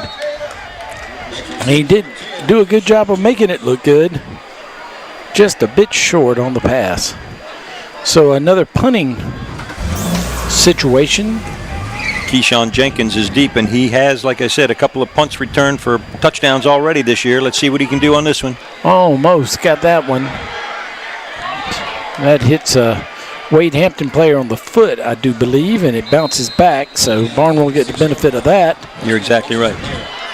And that'll be at the 46-yard line in Barnwell territory, only 4 yards to get into Red Devil territory. Well, they're actually going to spot it back. I'm not sure that's right, but they're going to put it where it hit the player. Now they're going to change it. You're right. Would you have a headset? I think the Barnwell coaches were going, no, that's not the way that works. So 46-yard line. Again, Barnwell runs that compact offense, 2 tight ends, wishbone formation, little cross-buck action, nowhere to go. It's all stopped up in the middle. And number 52, Trey Phoenix, he was in the backfield and he made a mess of that play. Call it no gain, second down and 10. That's old-fashioned football, isn't it? You bet it is. They're almost lined up foot to foot. Everybody's tight. Not going to fool anybody. They're just going to run right at you. And you've got Wade Hampton with a lot of people up towards the line of scrimmage. Here goes Michael Lee. Tried to make that edge. They run him out of bounds. He did cross the 50 into Red Devil territory at the 49-yard line. He'll need 5 more yards for the first down. They're going to say he stepped out at the 48, so it'll bring up third down and 4.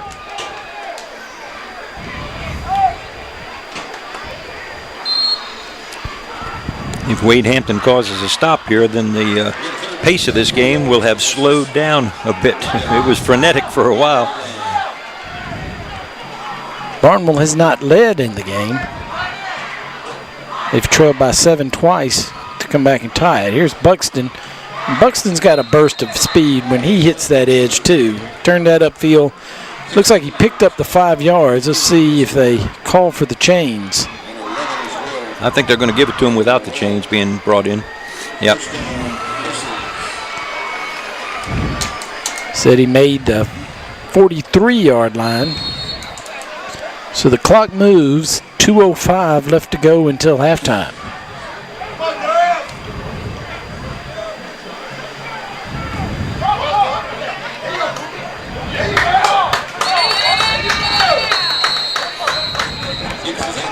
Buxton broke a tackle at the line, tried to step out of it. Now Barnwell is going to call a timeout after no gain on that play. 2nd down and 10. We've got a Bragg Heating Company timeout on the field. We'll come right back.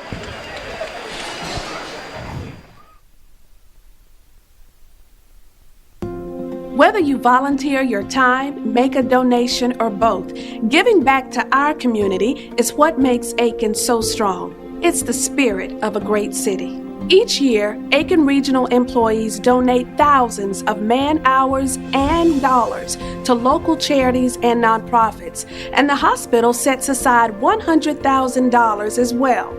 We're committed to giving back and paying it forward.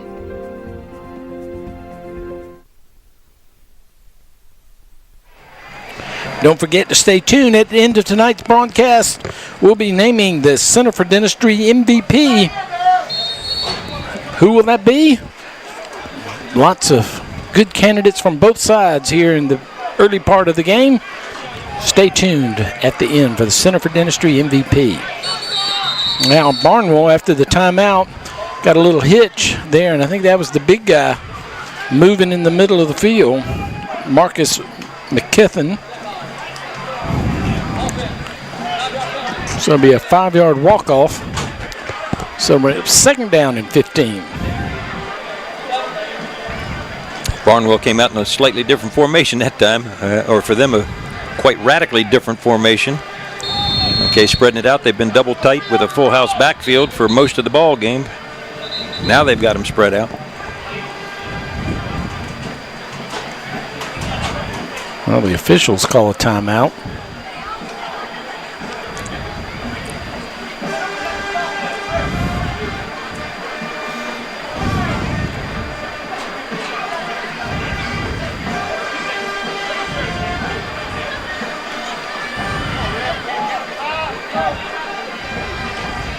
I'm thinking that they only marched it all 4 yards. Yeah, they caught that. That was a 5-yard penalty, and they only marked 4 yards. So they moved the ball back another yard to the 47-yard line. And what's funny, 48. The scoreboard operator, he had it as 2nd and 15, but it was only 2nd and 14 on the field. And as Coach pointed out, a little spread formation going downfield, trying to get a man. He's got him out there. He catches the ball inside the 10-yard line. And that's Keyshawn Johnson on the reception. What a big play. For a team that doesn't pass, that looks like a huge play. Well, I'll tell you what, that ball was thrown perfectly, and I'm talking about a tight spiral that was right on the money. Okay, that was a terrific throw by Elmore. Okay, what a fine throw. That makes me think, yeah, they can throw the football. And it may just be a matter of they don't think they need to a lot, but that answers one of my questions. Look at the height he has on that. Beautifully thrown. Michael Lee on the first play back takes a handoff on 1st and goal from the 7, and he may have made a yard. I believe they're going to say he made 2 to the 5. So 2nd and goal. Barnwell trying to take their first lead of the ball game. 1:17 left to go in the first quarter. I guess the perfect situation would be to run that clock down to nothing and score as the buzzer sounded. Buxton is in. Touchdown. He refused to go down. He kept moving his feet. Moves it the final 5 yards. Barnwell's in the Tyler Tire end zone. Touchdown. And Wade Hampton sold out that time. They nearly disrupted that play. They got great penetration right in the A gap. All right, and the Warhorses were able to get the handoff, and then Buxton did the rest. That was a strong run, good determination. Great job by the Barnwell team. Tool on for the point after, and now they had movement across the front. I do believe that Wade Hampton jumped. Let's see if they were drawn offsides.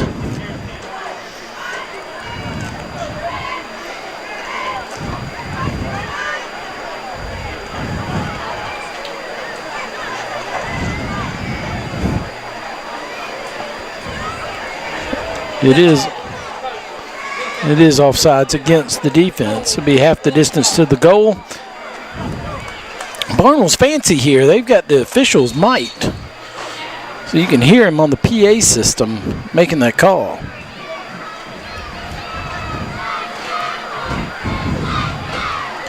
I wonder if Gary Brantley has anything to do with that. Uh-oh. Elmore couldn't handle the snap. So Wade Hampton keeps the extra point off the board, but Barnwell scores to take their first lead here in the ball game, 20-14 over Wade Hampton with 1:01 left to go until the half. And Barnwell's been resilient, if nothing else. They have fallen behind a couple times, but now looks like they'll take the lead at halftime. Thus, Wade Hampton can pull something fast, and they certainly are capable. They sure are. We know they got quick strike ability. But I got to take my hat off to the Barnwell team. They hung in there. They haven't gone against what they'd like to do until they threw that one pass, and that thing was a beauty, and that set up that touchdown for sure. Something they don't normally do, but they did it perfectly. Maybe we can get a replay of that touchdown, too, before long here. Go to the drivecrescent.com replay and see that touchdown.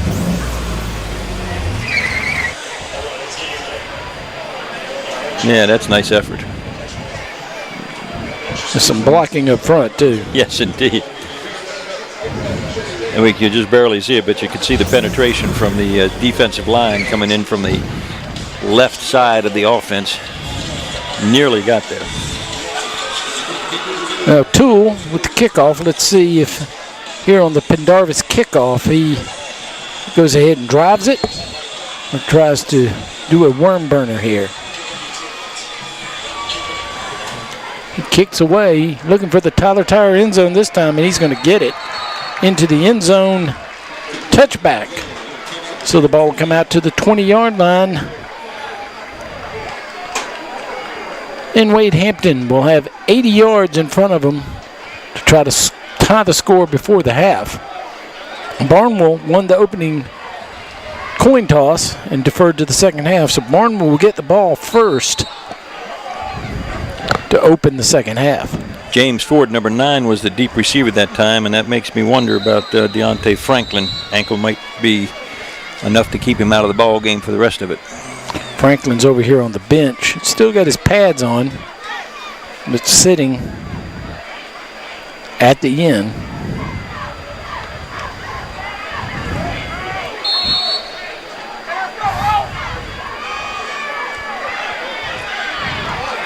Singleton on the keeper. He's spun down at the 22-yard line. Pick up 2 yards, second down and 8. Initial tackler that time for the Warhorses, number 31, Cameron Myrick, inside linebacker.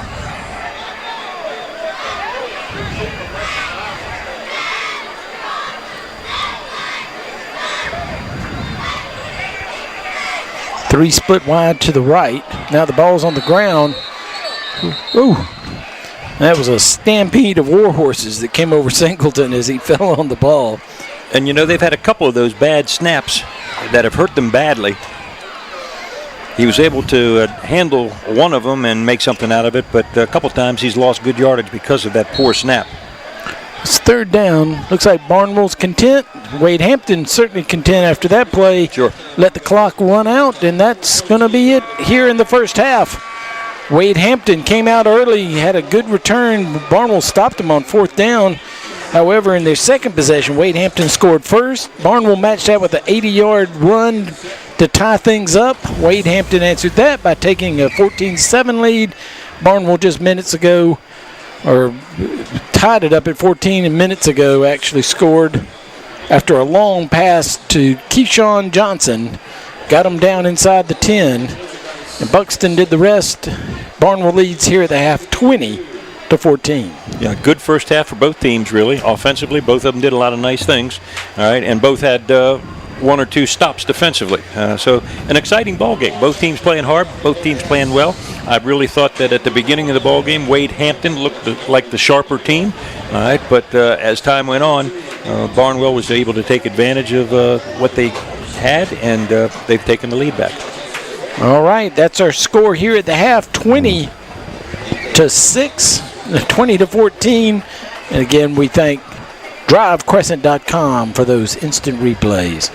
We'll take a break and we'll come back and we'll visit at halftime with the Barnwell High School Marching Band here in Barnwell, South Carolina. Barnwell leads 20-14 in the game of the week on ASTV and WRDW My 12.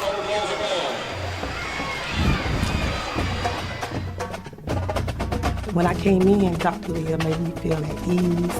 I felt comfortable. I wasn't as nervous as I usually am about the dentist. What set this dentist office apart from other dentists I've been to is modern technology. When I came in, she pretty much explained everything, and I got to actually see what she was going to be able to do. I'm really terrified about coming to the dentist, but she made me feel so comfortable. Because of Dr. Leah, I can smile.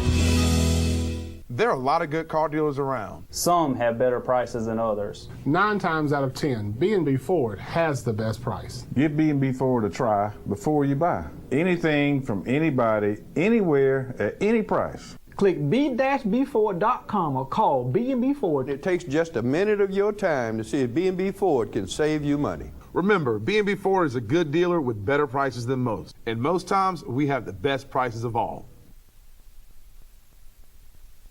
What's the foundation for a great community? I'd say it's being there for your neighbors during the best of times and the worst of times. We have a hospital that does just that. Aiken Regional Medical Centers provides over $72 million a year in uncompensated care for those in need. I call that neighbors caring for neighbors.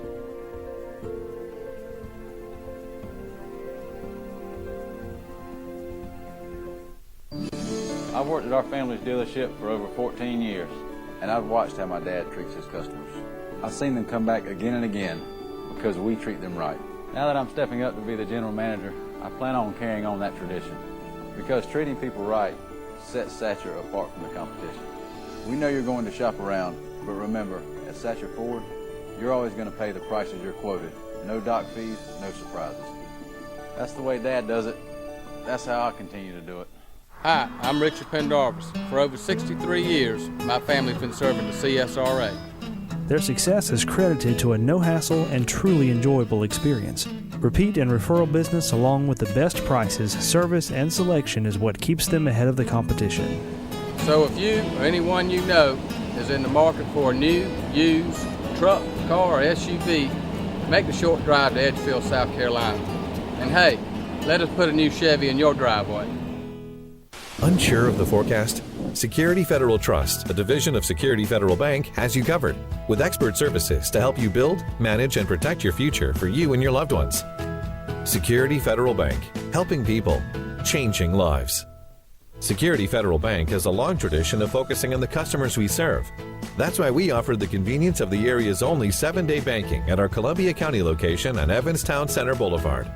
Security Federal Bank, helping people, changing lives. Since 1970, Bragg Heating Company has been keeping Aiken and the surrounding communities comfortable. Our factory-trained staff can keep you on top of the latest in heating and cooling technology, and our complete metal shop allows us to make any specialty piece your home may need. We recommend the best systems for your home: Trane, Carrier, Mitsubishi ductless, and Bosch geothermal systems. We accept most major credit cards and offer financing, so when you need your system maintained, repaired, or replaced, call Bragg Heating Company. We're here to make you comfortable. Tyler's Tire and Auto Center, founded in 1963, family owned and operated for 50 years and dedicated to customer service with safety of your family, our top priority.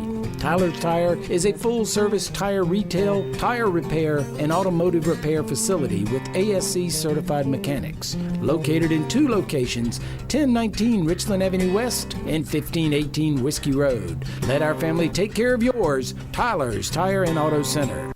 Were you recently arrested for driving under the influence? Are you looking for an experienced DUI attorney but don't know where to start? The Chandler Law Firm can help.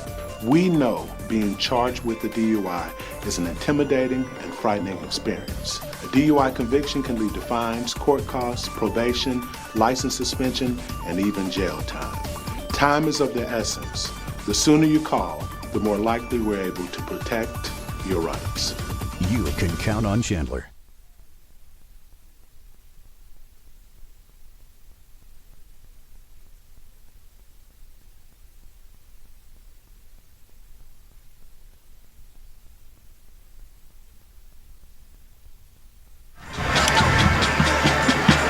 Welcome back. We're at halftime here at W.W. Carter Stadium in Barnwell, South Carolina, where the Warhorses contingent is happy at halftime. They're up 20-14 over Wade Hampton in a hard-fought back-and-forth game here tonight. The marching band is on the field playing. Let's go down and listen to the Barnwell High School marching band.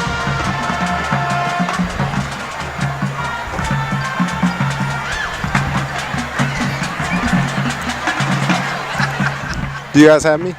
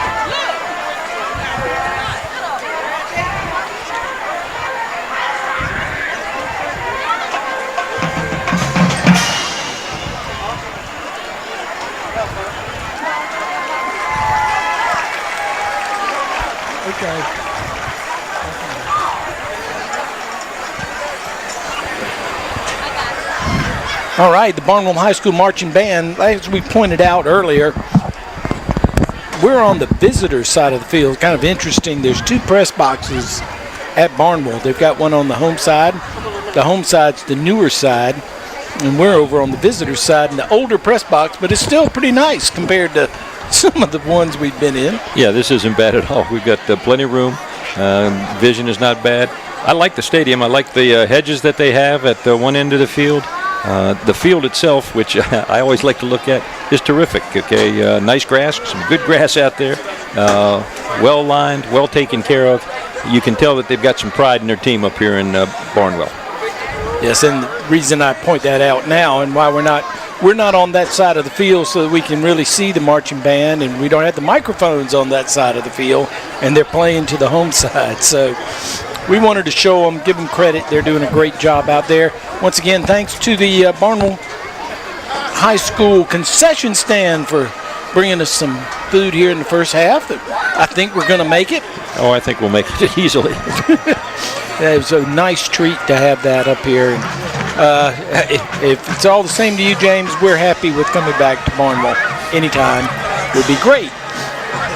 Okay, we're at half. It's 20-14. Barnwell leading over Wade Hampton. And we're going to go down to the sidelines, and we're going to bring Eric Russell, Aiken Standard Sports Editor, and our sideline reporter in the games, and talk to Eric.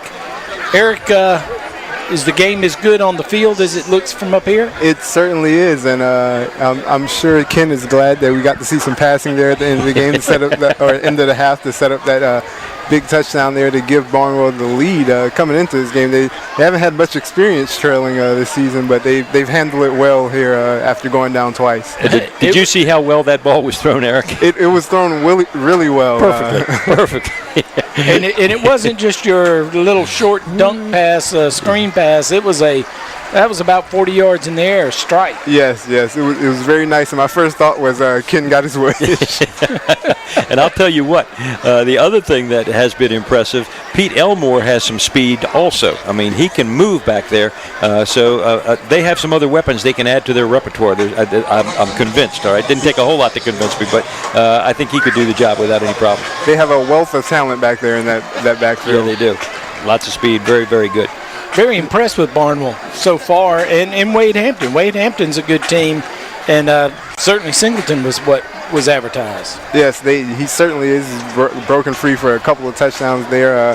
He got out on the edge on that second one, and it seemed that no one was over there. And the one guy that was there, he got a block downfield from his wide receiver and kind of took it the rest of the way. So they're going to have to do something to contain him in the second half. You know, there was a little confusion, it looked to me like, on those two plays right back to back. The one that went to the left to start, and then he comes back and runs completely free, like you said, for the touchdown. And I think there was a little confusion on the Barnwell defense at that. And one of the things that they've talked about is that they're still a little young or inexperienced on part of that defense, but they're doing a good job. They are. They certainly are. And one thing to potentially watch is they're late in the half on the kickoff. It was Deontay Franklin who got injured there, and it doesn't. He was on the bench just now with ice on his knee and had some medical staff looking at him. So it doesn't appear he's going to return, but that could be one thing to watch for in the second half. Yeah, we noticed that, and I thought it was his ankle, but if it's his knee, that's even worse. Okay, you don't want that to happen. So here we're at halftime. Barnwell leading 20-14 over Wade Hampton. You have any scores? I updates? do actually. At last check, South Aiken was trailing Westside 28-7. As I said earlier, they fumbled on the first play from the game, it looked like, and they also threw an interception later on in the game and kind of put themselves behind the 8 ball. So now they trail 28-7. Elsewhere, Strom Thurmond leads 19-7 over Midland Valley. Aiken is up 6-0 on Clinton right now. Williston Elko has a 15-0 lead over Woodland still, and Blackville Hilda is up 7-6 in their game. So it sounds like order is being restored in Williston a little bit. A little bit. You got to wonder about their running backs. As good as their running backs were last year, and they were young, you would think that would be a good team in time. The interesting thing is I got a text message from Kyle Dawson, who was at the game, and he said Fabian Bing is on the sideline in street clothes, and Tyron Parker is handling the running, Tyron Parker is usually the quarterback for Williston Elko, and his text was that Tyron Parker is the lead back now, and he's good. So I'm assuming he's putting on a show out there in Williston. Well, that is interesting. I hope that Bing is not hurt badly, if that's the reason for it, or hope there's not a disciplinary problem that caused him not to be able to play. But I still expect that he'll have a good season. Yes. As good as he was last year. All right, we head into the second half. What can we expect from the teams tonight? Well, I'll tell you what, I think Barnwell getting the ball to start the third quarter is a huge thing for them. The last couple times they've had it, they've made one sustained nice ground drive, and then as we said, that one completed pass was spectacular, and they were able to move it in from there. So I don't think they're going to do much different in the second half. Wade Hampton, I think the loss of Franklin as one of their threats hurts them, but Singleton has shown his ability to run the football. I think their offensive line does a good job, so I expect much the same as we saw the first half. I think there'll be some more points put on the board. Eric? I expect more of the same as well. We've seen it time and time again. Barnwell just comes out and keeps running at you, and I don't expect them to do anything different, especially now that they have the lead. Had they been down, they may have tried some different things there, but with the lead, I don't expect them to do much different other than continuing to run with their three backs and Elmore and mixing it up a little bit more back there. I think turnovers will be big too. Barnwell had the one turnover on the fumble after what really could be considered a turnover of sorts was the poor punt by Wade Hampton that was only about 8 yards. They got a great field position out of that punt, and then on the first play fumbled it back. I think whoever keeps them to a minimum, doesn't fumble, doesn't throw interceptions, it's less likely for them to throw interceptions since they both don't throw the football. Yeah, they don't throw it that much. I'm also concerned, like I say, about Wade Hampton's snaps. A couple of those have really hurt them in the first half. They didn't turn out to be complete disasters, but the potential was there for that to be a huge mistake on their part. Yeah, quarterback had to fall on a couple balls there that were rolled back there to him and off the mark. Kind of costing him in the rushing yards a little bit, but he's still over 70 yards, so he's not doing too bad for himself. No, he's not doing too bad. The other thing, the kicker for Barnwell really is a talent, but it looks like Wade Hampton is getting lots of pressure on him on the extra points. Even the ones that he made, I thought there was a good deal of pressure, and on that last one, there was a huge amount of pressure coming from the left side of the offensive formation, and he had no chance to get that ball off. Yeah, there seems to be a lot of pressure on that last one, which caused the kind of misstep there, and they weren't able to get the ball off. And interesting thing, Wade Hampton had a little problem there on the punt too with the protection, and Arnold almost got there and got a hand on the block, so that it could be something to watch on both sides of the ball. Okay, thank you, Eric. We'll check in with you in the third quarter. Both teams are heading back to the sidelines. We'll take a quick break and come back for the Pendarvis third quarter kickoff when we return on the Game of the Week on ASTV and WRDW My 12.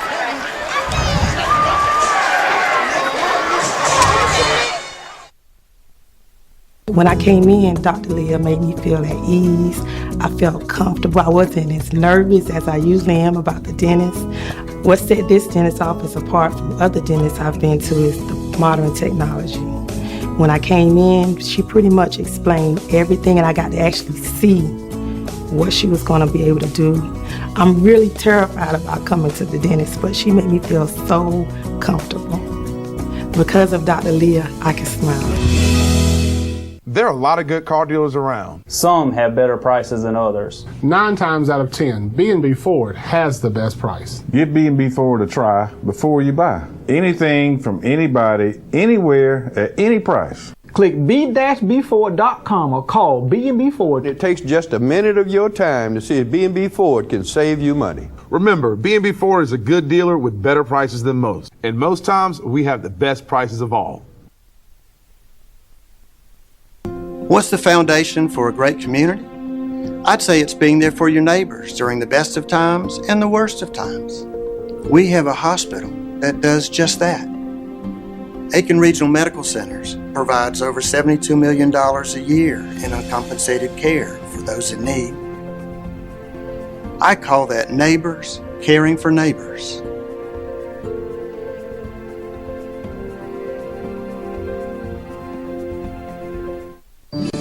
I've worked at our family's dealership for over 14 years, and I've watched how my dad treats his customers. I've seen them come back again and again because we treat them right. Now that I'm stepping up to be the general manager, I plan on carrying on that tradition because treating people right sets Satcher apart from the competition. We know you're going to shop around, but remember, at Satcher Ford, you're always going to pay the prices you're quoted. No dock fees, no surprises. That's the way Dad does it. That's how I continue to do it. We're back. Pendarvis kickoff to start off the third quarter. Barnwell on the return. And that's, wow, Buxton got spun around. Kept moving. And he's up around the 32, 33 yard line. Then they'll give him the 34. Another Wade Hampton player down. He gets up and walks it off. 34-yard line. Chandler Law Firm, 1st and 10 for Barnwell. And it is an advantage for Barnwell to get the ball first with the 6-point lead. Let's see if they can do something with that. And they've got some room to work. Bring it out to a little over the 30.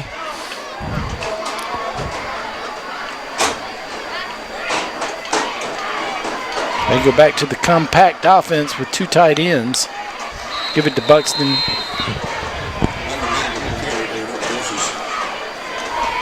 And when they line up in that formation, you talk about old school football, this is it, okay? They're double tight, full house backfield, and that causes Wade Hampton to put 10 people within 3 or 4 yards of the line of scrimmage. I believe that was Lee on the first carry. He picked up 4, 2nd down and 6.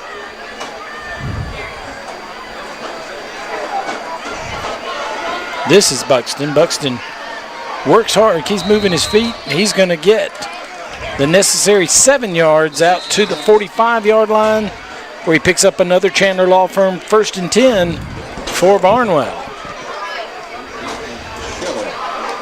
So Barnwell picks up right where they left off, running the football. Pretty impressive run by Buxton that time to pick up the 1st down.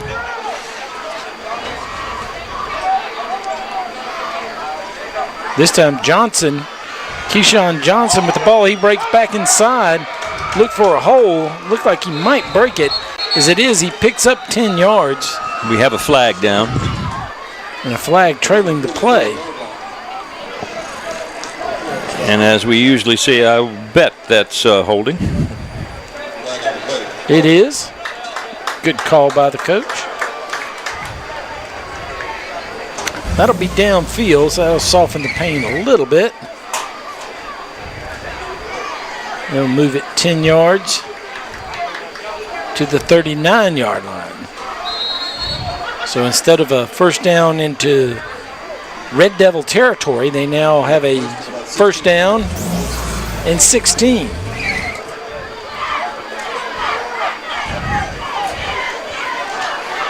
Look at how tight those splits are. Wow.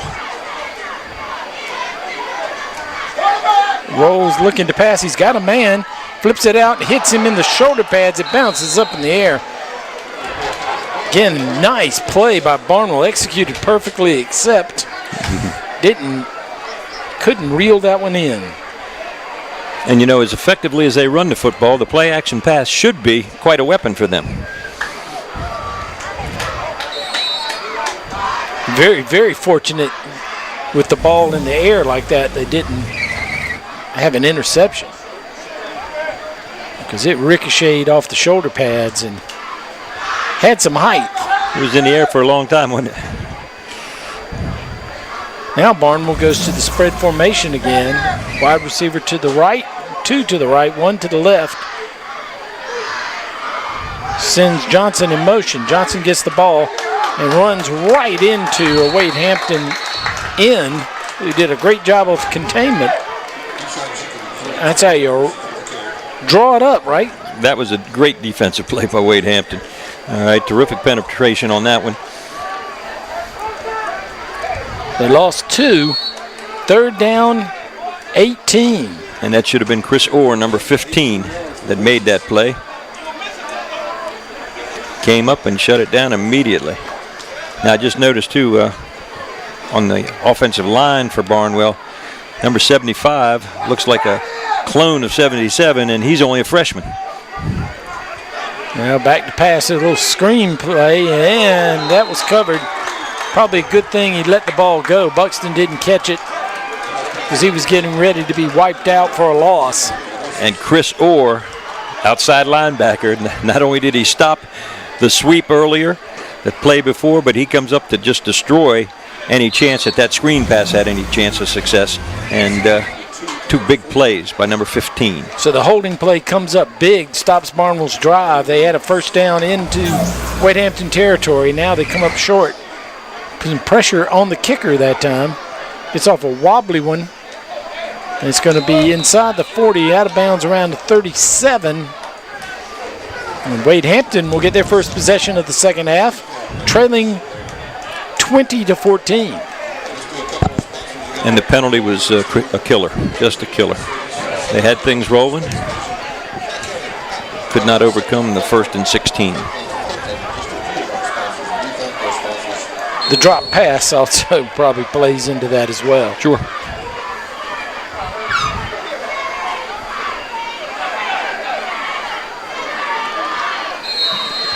That's a keeper by Singleton. That was what he was most effective with in the first half, as he piled up 70 yards rushing. Got 70 yards net rushing. Probably lost a good 15 yards. Easily. Okay, I think he lost 15 on that one play, and maybe another 6, 7, 8. So maybe over 20 yards that he lost. He'd be close to 100 yards for the first half. 3 split wide to the right, 1 to the left. Some pressure comes from Barnwell, and they get him in the backfield. That's big number 86, Bostic. We talked about him. He's a tight end on offense, end on defense. He picks up the sack.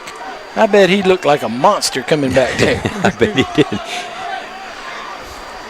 And we've seen that on both defensive sides, where there has been just great penetration a couple times coming from the outside and just busting up plays. The initial charge there didn't make the tackle, but he disrupted things so bad that 3 other people could get there.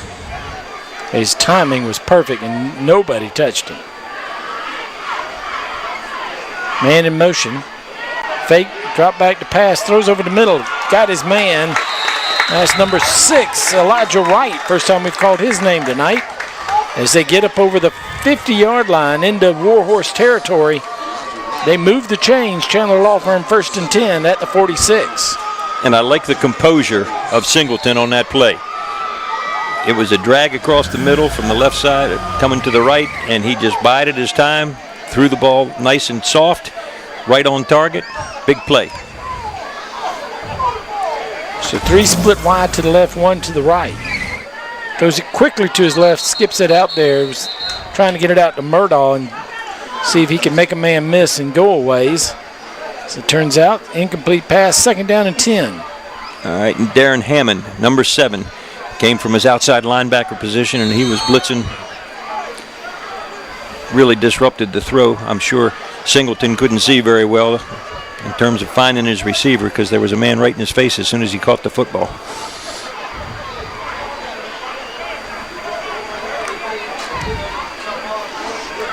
Three split wide to the right. Going back and forth. Now Singleton up the middle. That was his bread and butter play in the first half. He's going to pick up about 5 yards. Bring up 3rd down. They're going to give him 4 to the 42. 3rd down and 6. You know, this line for Wade Hampton I've been impressed by. Number 55, Cameron Ruth. Number 58 at the right guard is Marcus Morris. The center is Colin Paget. Left guard is Wendell Johnson, and the left tackle is Ethan Mitchell, and they've done a nice job all night.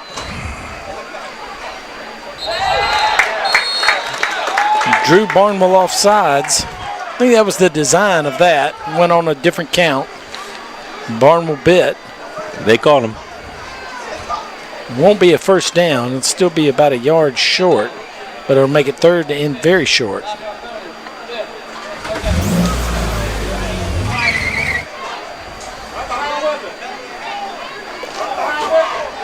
So 3rd and 1.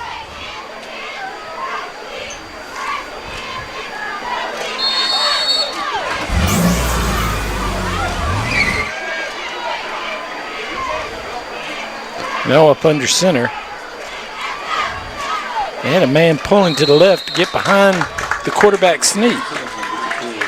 Or a man pulling from the right to the left. Yep. Get big yardage. And that was very well executed. Okay, quarterback ran to the line of scrimmage after assuming his normal 4 yards deep in the backfield. Took the snap and was on the go. Well executed and much more than they needed for the 1st down. Ball at the 32-yard line. Chandler Law Firm 1st and 10. Quick snap.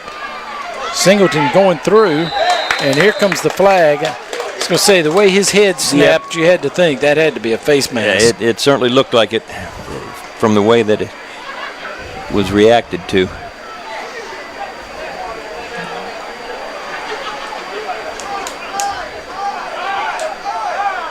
It's a personal foul, face mask against Barnwell, so a 15-yard penalty coming up.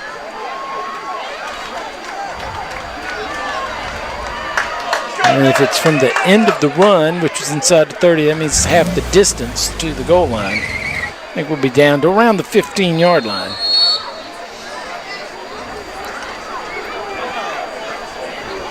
So the ball's at the 15. Chandler Law Firm 1st and 10 for Wade Hampton. Trying to draw even with Barnwell here in their opening possession of the 2nd half. Williams moves, now Murdaugh in motion. Singleton going to keep, finds a gap, not quite. They grabbed him before he could get all the way through, pulled him down, he lost a yard. Bring up 2nd down and 11. I'm not going to be surprised if they don't run a play that looks very similar to the one they just ran, except Singleton will come to the right. It worked like a charm in the 1st half. Well, the other thing they haven't run, worked very well in the first quarter were the jet sweeps. Of course, Franklin being hurt. That makes a difference. Hurts that, but Murdahl was the other one who ran that play.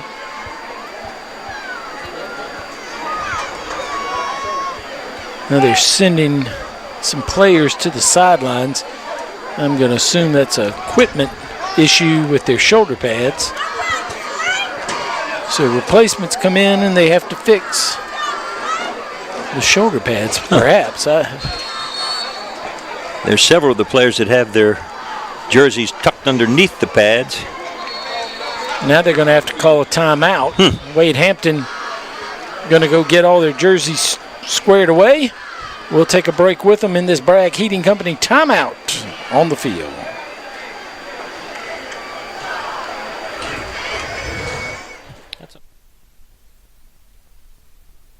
Your local home loan expert since 1922 is Security Federal Bank.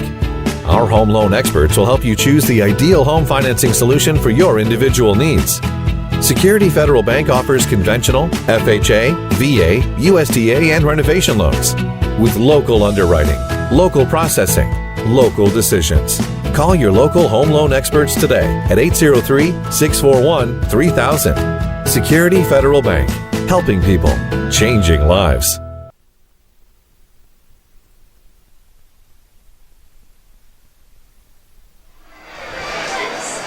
20-14, our score here in the third quarter. Barnwell stopped on their opening possession.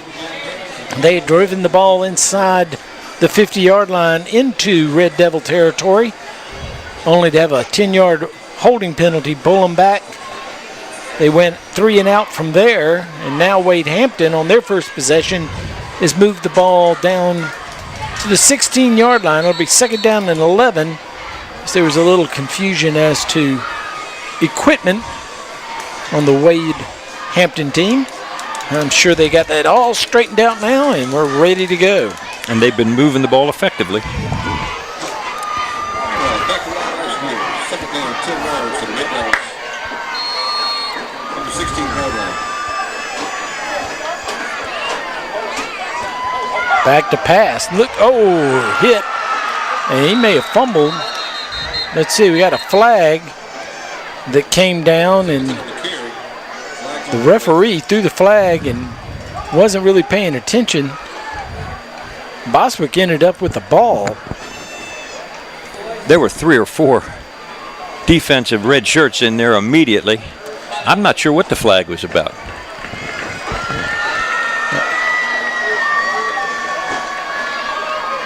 Apparently it is against Wade Hampton.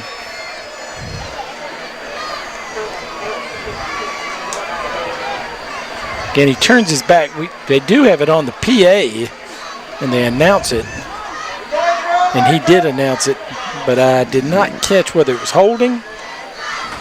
Whatever it is, it's backed it up to the 31-yard line. And he rolls the clock. That's a little unusual. That was a huge loss anyhow. I don't know why they would accept that penalty, but... It's a second down and 24. I guess it was in the backfield where the flag was dropped. Now Singleton's loose. He's got one man to beat. He spins into the end zone. Touchdown. He goes 31 yards for the touchdown. And just like that, Barnwell backed him up, and Singleton made him pay again and get some of that yardage back that he's lost on some of the bad snaps. Game is tied at 20. Extra point to put Wade Hampton on top.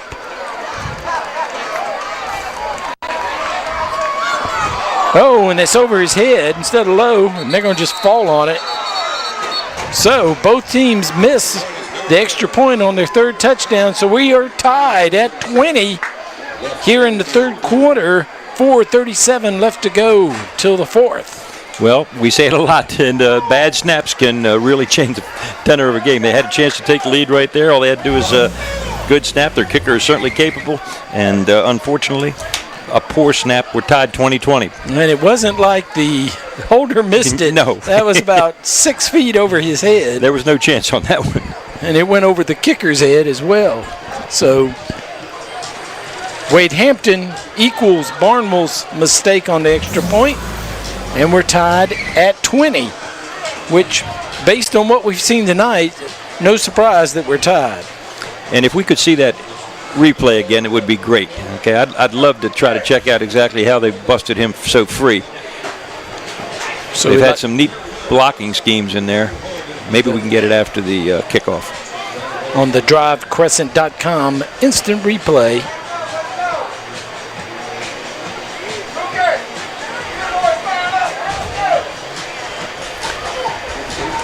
Again, it looks like Jenkins is deep.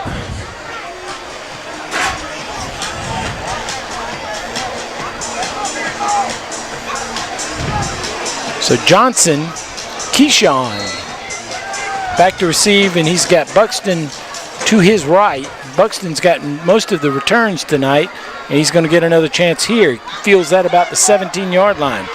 Brings it up to the 30, dives in there, and that'll bring up a Chandler Law Firm 1st and 10 at the 30-yard line. Barnwell now with their second possession of the second half will look to get that lead back. They led at halftime 20-14. And they started a good drive. Like we said, the penalty put the brakes on it. Let's see if they can move it this time. And what a difference in the two philosophies. Once again, here they are, almost foot to foot on the front line, 3 in the backfield. Big pile. He bears his head, does Buxton. Nowhere to go. A wall for Wade Hampton waited him. And Wade Hampton has come out constantly with at least 2 wideouts, oftentimes 3 and 4. And then they have done a nice job with some trap blocking.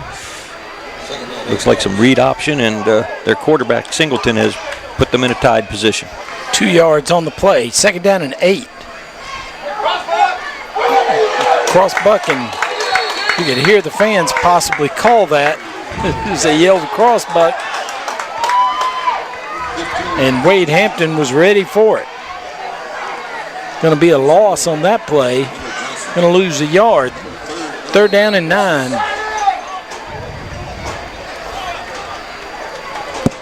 So Barnwell, who looked good early here in the second half, stifled here on this possession so far. Now they spread the field. Keyshawn Johnson comes wide to the left. Back to pass, looking for Keyshawn on the slant. I think that Keyshawn heard footsteps. Ball goes off his hands, incomplete. Keyshawn Jenkins. Keyshawn Johnson is? He's a pro. We don't have those out He's a wide receiver. He's a wide receiver.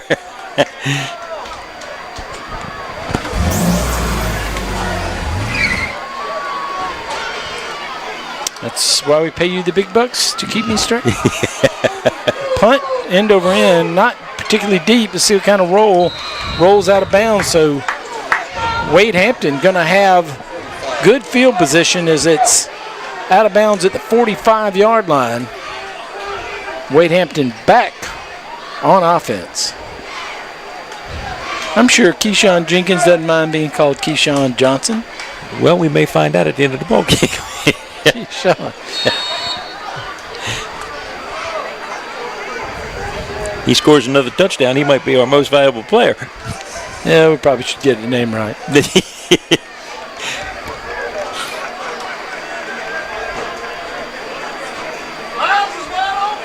This time a handoff. Ooh, hit hard and back into the backfield.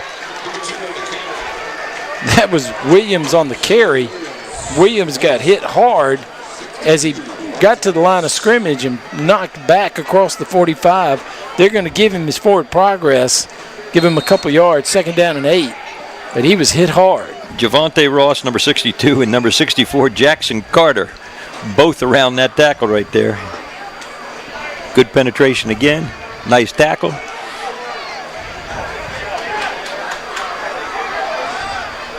Pitch back. Williams comes again. This time gets a head of steam, passes the 50-yard line to the 49.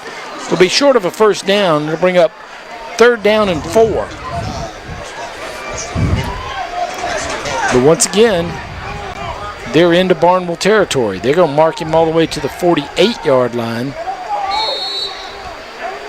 So 3rd down, 3. You know, one of the things that I've noticed, it seems to me that Wade Hampton's line gets up there very quickly. All right, the ball gets snapped quickly, and sometimes there are 1 or 2 Barnwell defenders that are not quite set. Another bad snap. That's been horrible. Now, I mean, you get 1, 2, that's fine. We're up to 3, 4, 5 of them now, and that's just unacceptable. Makes it tough. It was 3rd down and short. Now that's a loss back to the 46-yard line. It'll bring up 4th down and 9. Loss was 6 yards, all on the bad snap.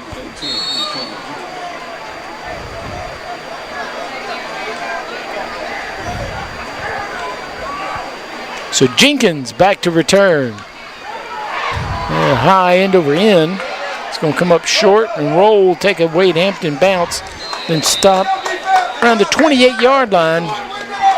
And that'll be a Chandler Law Firm 1st and 10. And I think Keyshawn, for just a second, thought he might be able to run and pick up that ball after it hit the ground. He thought better of it, but I think that must have been in the back of his mind just a little bit. I think Keyshawn Johnson would have done that. He may have. Keyshawn Jenkins is smarter. Oh, man. All right, let's see what happens here. Barnwell's got to get something moving now.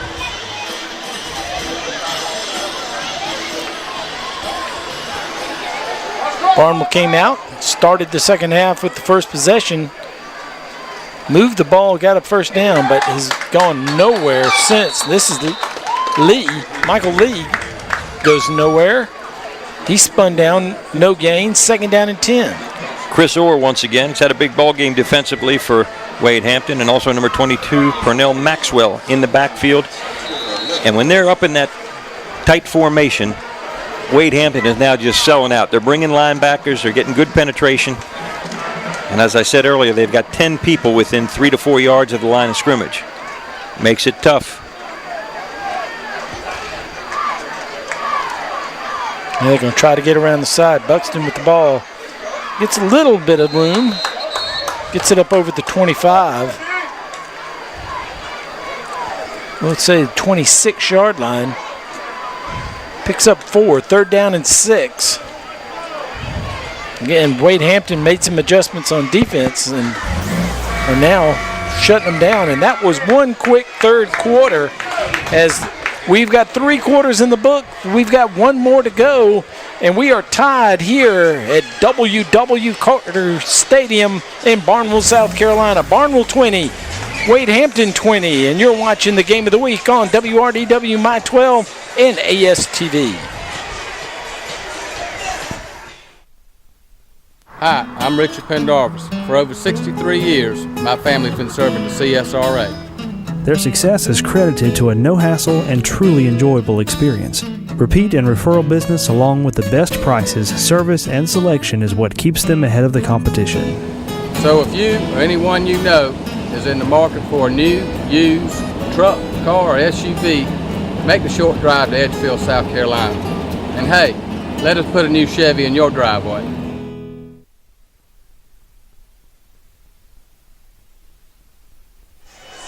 We could have our first overtime game, eh? The way they're moving the balls. Or not moving. Welcome back for the beginning of the 4th quarter. Make sure you stay tuned to the end of our game tonight, where we'll be naming the Center for Dentistry MVP upon the completion of tonight's ball game. Don't know who that will be. You've already said that Jenkins is one of my candidates, and Singleton certainly would have to be one of my candidates. Say hi to the Weigels watching us on WRDW My 12. Got the text that they're watching us. I hope they're enjoying the game. Now back to pass. Barnwell looking downfield. He's got a man wide open. It's the big tight end. And he gets a block from Keyshawn Jenkins. 1 man to beat. He's inside the 10-5. Touchdown. They weren't going to bring Bostic down. And what a play. That was from the 26. That's 74 yards for the touchdown. We'll have to watch that one. The replay, the drivecrescent.com replay will be great. I mean, and that is a big target, needless to say.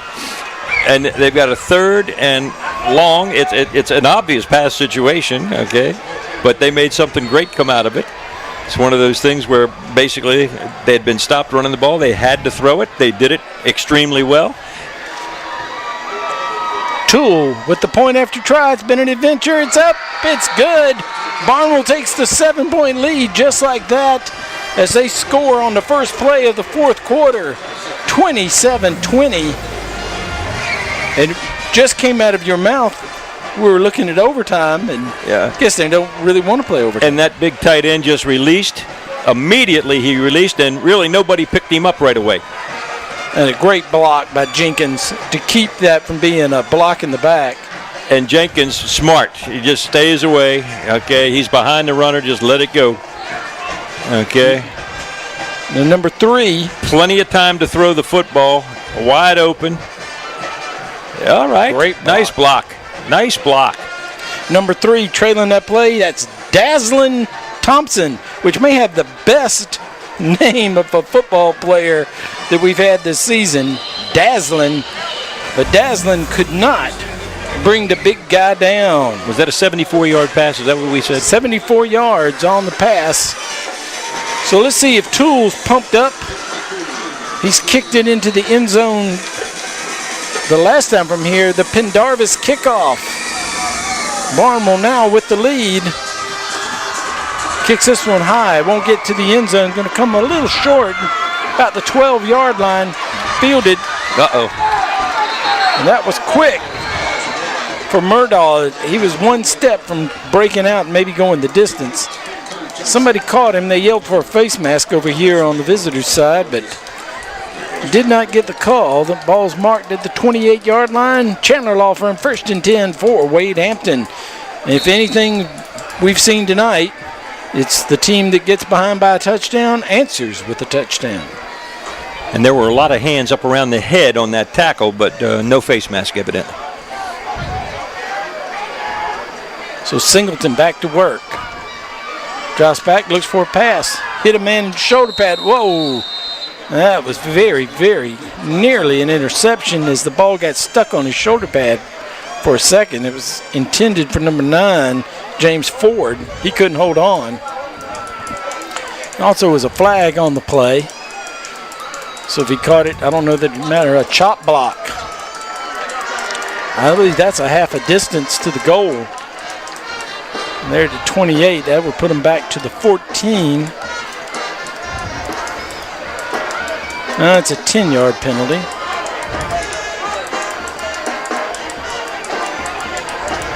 So they're at the 17-yard line.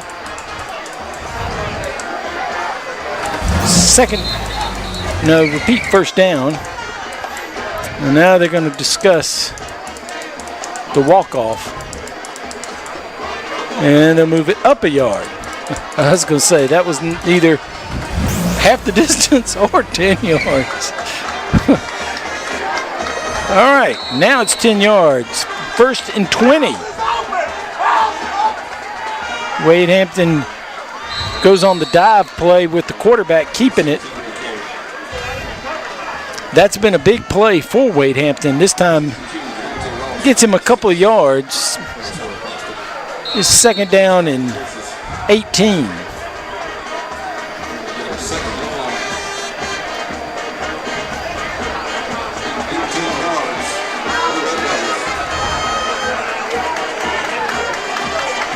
Singleton going to throw. He's got a man deep. Just a little too far. And Elijah Wright did have a step on the defender.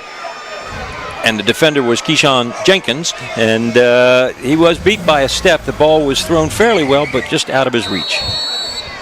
So 3rd down. And he had to get rid of it. There was some pressure coming. 3rd down and 18. Yes, those big guys. Big 86. No time to rest on the touchdown. He's out there putting pressure on him. Julius Arnold on the other side. Another big player.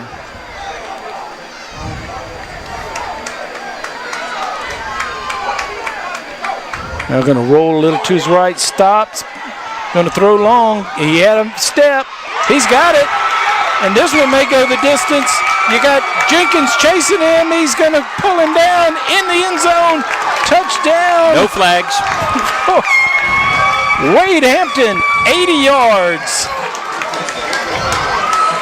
So Wade Hampton returns the favor. 74-yard pass by Barnwell. And they say, here, we can do you 6 more. 80-yard touchdown pass for Wade Hampton. They were just off it. And this time made it pay. And I believe that was right. Correct?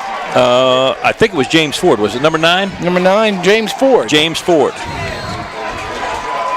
And the defensive secondary coach is going to be livid because he was behind the defender, had to really wait for the ball just a little bit, but you can never let them behind you. I mean, that's the cardinal sin. Kick is good, so they've corrected the kicking woes, and now our score 27-all here in the fourth quarter on the Game of the Week on ASTV and WRDW My 12.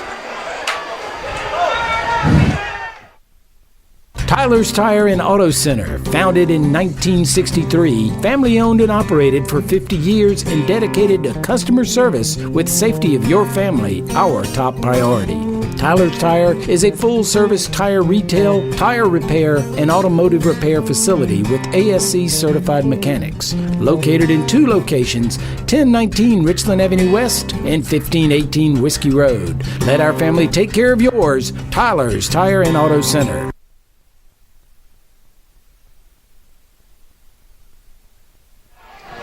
Fourth quarter fireworks. Barnwell, 74 yards pass into the end zone, the Tyler Tire end zone on one end of the field. And Wade Hampton, not to be outdone, goes 80 yards for the Tyler Tire end zone. Touchdown, ties it up. And we thought it'd be a good game. It is a good game. And I'll tell you what, that last pass reminds me of backyard football or street football. He went back, he said, you go long, I'll throw it as far as I can. And that's exactly what he did. And it worked. Short kick. Going to take a hop. And this is Jenkins. He's got a seam. He skips a guy. He's got one guy to beat. And he hauls him down. That was the kicker. Number 51, Philip Johnson, pulls down Jenkins. And here's the DriveCrescent.com replay of that touchdown. Watch how he sets up now. Okay. No penetration. No rush. And he said, here we go. Man's behind, and if you go up for the football in front of the receiver, you better get your hand on it. And didn't happen that time. Into the end zone, Ford goes. So Barnwell starts in Red Devil territory at the 48-yard line. Back to the wishbone. Now some room to run. I believe that was fresh legs for Barnwell. Lee on to carry. He went 80 yards back in the first quarter for a touchdown. We haven't seen him much since then. And I'll tell you what, both teams are excited. Those 2 pass plays have lit a fire. Both teams seem to have a little more pep in their step as we get into this fourth quarter. 16 yards for Lee on that play. Wade Hampton had him stuffed on the rush. Now Barnwell finds some room to run. They go back to Lee for the same play. This time, Wade Hampton stuffs him. The first man in on the tackle that time for Wade Hampton, number 55, Cameron Ruth.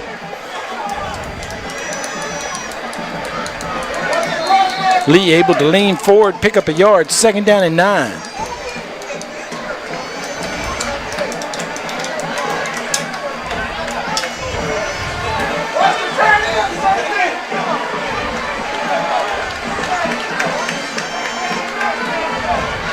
This time going to swing it out to Harvey. Harvey finds some room to run.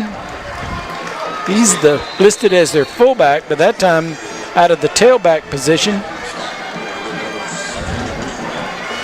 He moves it to the 26-yard line. Let's pick up of 6. 3rd down and 3. Big 3rd down play here for both of these teams. Tied in 27 all, 8:59 left to go in this game. One of the coaches in the stands said, look out for the tight end. But they go back to Lee. Lee hits hard inside. It's going to make the 24-yard line. It's going to be short of the 1st down. 4-down territory for Barnwell. Crucial call here.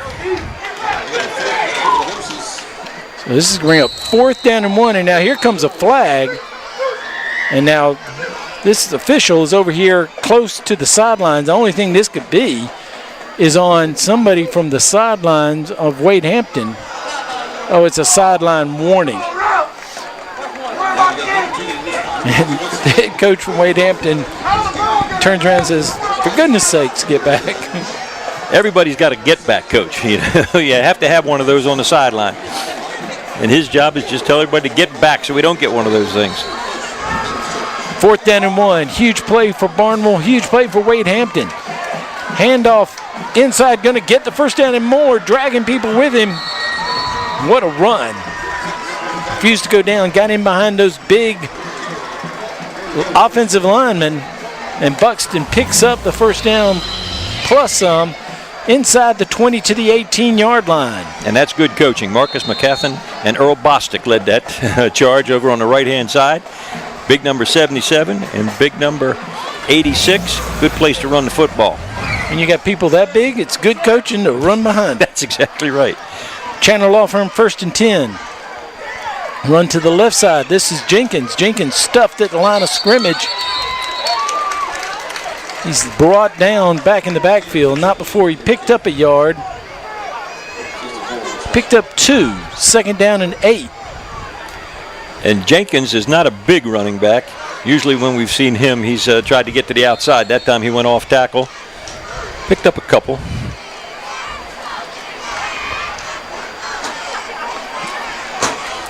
Number 3. Once again, What's the tight end, safety? maybe coming to the right. As Lee skips in, tries to find a gap.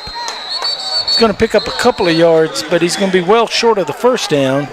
Got into the 14. Picking up 3rd down. We'll give him 3. He's got 3rd down and 5 coming. Now they're in a point in this area of the game where you've got a kicker who can kick. Of course, it's been a little hairy on some of these kicks as far as getting them blocked. It's been exciting.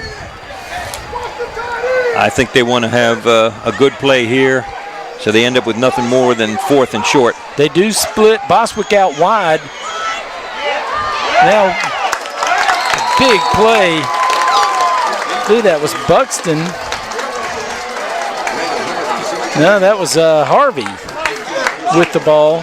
So here comes the kicker on for Barnwell. We will have a field goal try. Harvey got dragged down from behind. Well, there's no question that Toole can make this kick. He's got plenty of leg for this.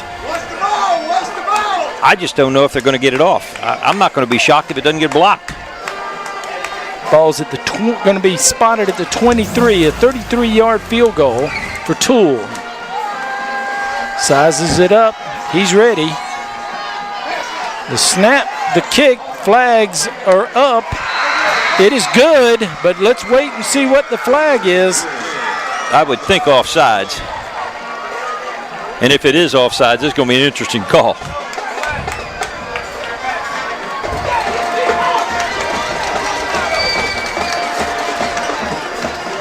It's going to be a legal shift against Barnwell. Wow. Oh. Be a 5-yard walk-off. He had plenty of leg. Yep, absolutely.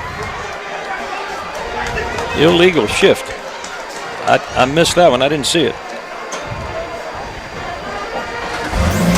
And very well, his back was to me. He may have called a legal procedure or an illegal formation would be probably the call, where there's not enough men on the line of scrimmage. That could be. Barnwell had a lot of people on the right side making kind of a dome to protect that side of it. They did that before, and actually Wade Hampton then came from the left side with an extra man and nearly blocked the kick. Boy, that's this is going to be well, that's a sideline warning. He threw his flag to tell him. Now I think he wants a timeout. Does Garrett? Garrett out discussing this with the official. Of course, he doesn't like the call because he just put 3 points on the board that were taken off, and they're going to discuss what the call was. And I'm sure that's what that's about. You ever had that situation where you wanted to plead your case? I had many of those situations where I wanted to plead my case. And the official come over and discuss it with you? They would always come over and discuss it with me. And did you ever win? On rare occasions, maybe, but usually not. I'm sure if we go back and we look at the Crescent.com replay, we might be able to see how they lined up. I'm sure what he's saying. They've lined up that way a couple times. I've seen them in that same thing, I believe. I was surprised that they had that formation. Usually you put a protector to the outside on both sides. They did not have one, again, on their offensive left. Now, probably the most interesting part here is, did this ice Tool? Here's now. Well, they're showing. We see the lineup right there. That's sort of impossible to tell. So that's plenty of people on the line of scrimmage there. And now you've got their coaches screaming, "That's the same lineup." I have a feeling that's illegal. But they've got 4 men in the backfield, and that's what you want to have. 7 men on the line of scrimmage. Ain't nothing wrong with what they have there. All right, all of that.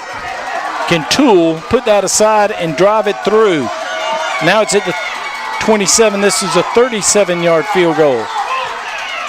The kick's up. That looks good. There's some emotion going out there on the field now. Oh, Nathaniel Tool turned to the Wade Hampton sideline and said, "How you like me now?" That was a great kick. 5:46 left to go in the ball game. Barnwell takes the lead. Plenty of time left. 30-27. Barnwell takes the lead now. Wade Hampton's got to be fired up after all of that and all the pushing around and jumping around after that. I think they will be fired up, and I got to tell you, I think, I could be wrong, but it would not shock me if Wade Hampton comes down and scores again. All right, and then I think Barnwell is going to be upset that they had the opportunity to get a first down and didn't do it. But you never know. They got the 3 points. They had to take it off, and they got it again. That's a great job by Tool. Terrific kick. They've been trading touchdowns all night, from first quarter to second quarter to third quarter. Now in the fourth quarter, Barnwell tacks on a field goal. Let's see what Wade Hampton answers with that. We don't know that much about their kicker and field goal capability. I think we'll see Tool make every effort to put this in the end zone, because I think he is still pumped up. He and another young man over there had a collision after the field goal. They were so excited. This one's deep. And that's in the end zone. Just in the end zone. Return. That's huge. I was just going to say, Jenkins, their return man who returned the opening kick about 60 yards to open the game in our ARMC injury report. He was hurt later in the game. He was one of their big players. He was speedy, doing the jet sweep as well. He's sitting on the bench without shoulder pads on, so he's gone. He's not, and that, Deontay Franklin was one of their big players. There's no question about that. Number 24, he is sitting there. I see him myself now, and that's too bad for Wade Hampton. All right. Wade Hampton goes on offense. That's a nice defensive play by Barnwell, but once again, they were moving. They were not set defensively, and that could come back and bite them. Singleton knocked down after a 2-yard gain, 2nd down and 8. Really, the only thing that stopped Wade Hampton, for the most part, were poor snaps to the quarterback. And 1 or 2 penalties also hurt them, but you're right, those snaps were crucial. Oh, gets away, and now he's got a man who's open. He's in the open field, makes a man miss at the 40, and he's hit from behind right here in front of us at the 45-yard line. Nice play by the quarterback, Singleton. He was looking at the big guy, and Bostwick was in his face. That's just a great play by Singleton because there were, like you say, a lot of people coming. Here comes Bostwick. He's zeroing in. He ducked his head. He found the open man. DriveCrescent.com replay. 45-yard line, Chandler Law Firm, 1st and 10. Cameron Myrick recovered and came in and made the tackle. Fakes the handoff, keeps. Now he's got room to run. The speed, he almost took it through there. Had one man to beat. He's to the 31-yard line of Barnwell territory. Now, at that time, Coach, I don't believe Barnwell was ready. They were moving around. They are moving, and of course they're making adjustments based on the formation. I understand that, okay, but they got to be a little quicker at doing it. And one thing Wade Hampton does is they go quick. They're not sitting there looking at what you're doing. And now, handoff. They came with a lot. Williams about spun out of that, but Barnwell able to hold on. Short gain. We'll say no gain. 2nd down and 10. Ball actually moved to the 30, so we'll give him a yard. Call it 2nd down and 9.5.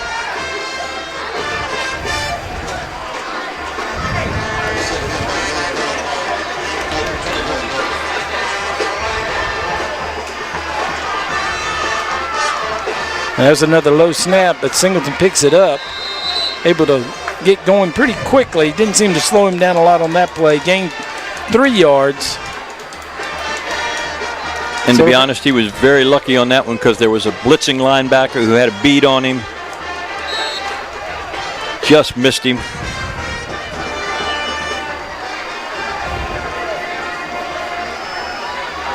So it's 3rd down. 6.5 yards. Ball at the 27. They'll have to get just inside the 21 for a 1st down. 2 split wide to the left, 1 to the right. Hands off. Williams stuffed. Don't believe he got a yard. No gain. Brings up 4th down, huge play. 2:45 left to go. Now we have a timeout. Wade Hampton going to walk to the sidelines and talk about it. 4th down, 6 yards. You got any special plays you want to call? Well, I'll tell you what, there's a couple things I would look at. The play they ran just about 3 or 4 plays ago where the quarterback faked it to the running back and then took it right up the middle. That has been open many times tonight for them. Okay, in this situation, I don't know if I'd go back to that because, you're taking a chance in the middle there with the linebackers coming. I would put that ball in the hands of Singleton and maybe a play-action pass. I think you've got to go play action. Give him an option. Run, in, pass. He has been spectacular tonight. And like I say, the blocking a couple times on those plays right up the gut. All right, it's been wide open. Wide open. Wade Hampton took their opening drive in the 1st quarter down to the 10-yard line and were stopped on 4th down. So here they are in the 4th quarter, trailing by 3. They're at the 27-yard line. 4th down, 6.5 yards. Back to pass. Got a man over the middle. He's open. He's got it. Touchdown, Wade Hampton. No play action, just a straight fly post pattern, and he catches it Perfect pass, touchdown, and Wade Hampton matches the field goal, +3, and now we'll go for the full-point lead, where a field goal won't do you any good. So a very important extra point coming. 33-30 right now, 2:39 left to go in the ball game. Certainly plenty of time for Barnwell. Kick is good. He rolled that through there. Barnwell looked like they were going to block it, and somehow he got it through them. Line drive through the uprights. I don't know how he did that. That ball was laid on the ground. The holder had to grab it from the ground again. It was a low snap, disaster snap again, and he was able to pick the ball up and somehow hook that thing in there. Here's the pass for the touchdown on the DriveCrescent.com replay. And once again, was he open? He is wide open. Okay, wide open and easy touchdown, easy throw. Miles Murtaugh. Murtaugh was instrumental in the beginning of the game on the jet sweep. He's got speed, and he showed it there as he came clean. All you had to do is throw it up there and put some air under it, let him run underneath it. So Barnwell has a little more than 2.5 minutes to answer. They'll need to answer with a touchdown. A field goal won't help them. Won't do it. So the idea of an overtime, pretty much out the window. No, we're not going to overtime.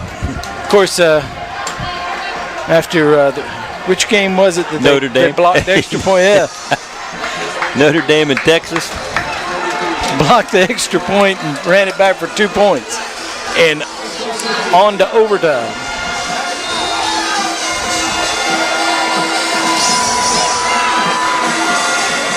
Jenkins is taking it back. This time this is going to come up short. It's going to hop, but Jenkins ends up coming up and grabbing it. If he gets away in the open, he doesn't do it. They catch him around the 35. Still good field position for Barnwell.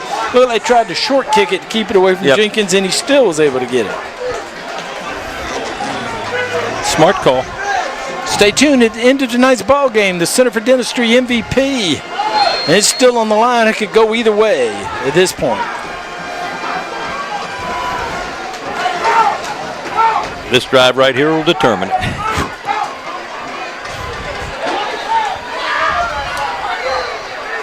Elmore takes a snap. He's going to keep. He's looking for room. He's got some. And he's going to move it up to around the 45-yard line, be close to a first down. They're going to say he picked it up. They're going to move the change. Chandler Law Firm, 1st and 10. Good play. Elmore gets 10. Has to wait for the man to get off the field. Now throws that way. Caught. Now he's in the free to the 40. Makes another man miss. Dodges that man. Spins around. Out of bounds at the 42-yard line. Barnwell's in business in Red Devil territory. And that's number 10. That's Jenkins again. He's all over the field right now for the Warhorses. Easy throw by Elmore. Nice catch. And a terrific run after the catch. So Barnwell stays with the spread formation. Now we have a timeout. Wade Hampton. I believe they were short a player on the field. They needed to call timeout to get things straightened out. 1, 2, 3, 4, 5, 6, 7, 8, 9, 10. Yeah, they were short a player. So they'll take a timeout to get 11 out there. Clock stopped 2:11. Barnwell very quickly to the 35-yard line where they'll have a Chandler Law Firm 1st and 10. 35 yards to the Tyler Tire end zone. And what a game. It's a terrific football game. It's been fun. Lots of offense, lots of great plays, and some talent on display. Some of these kids can really play. So many games that we do through the years, one team gets way ahead and then kind of puts it in neutral, and the other team will come storming back. And those are usually our close games. This one, seesaw, back and forth. One scores, the other scores. Back and forth all night long. Nobody has led by more than a touchdown. Two split wide to the right, one to the left. Going to roll to his right. Looking downfield, now looking to run. He's going to run out of room. He's going to get out of bounds, and there is a flag down on the field. And this will be an interesting call. From where that flag is, there's a couple things they could call. I don't know if they will because the quarterback ran the football.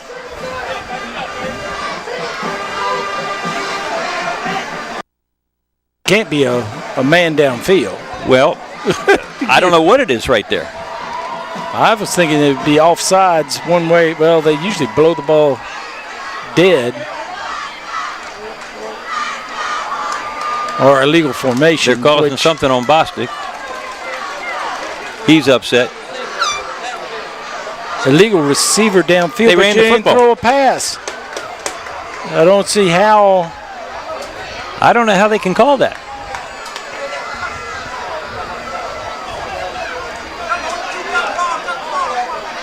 And now the officials are a little confused.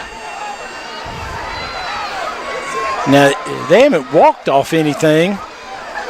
He's going to wave the flag. He's looking for it. If he had one, he'd wave it. That's exactly right. He's got to call that off.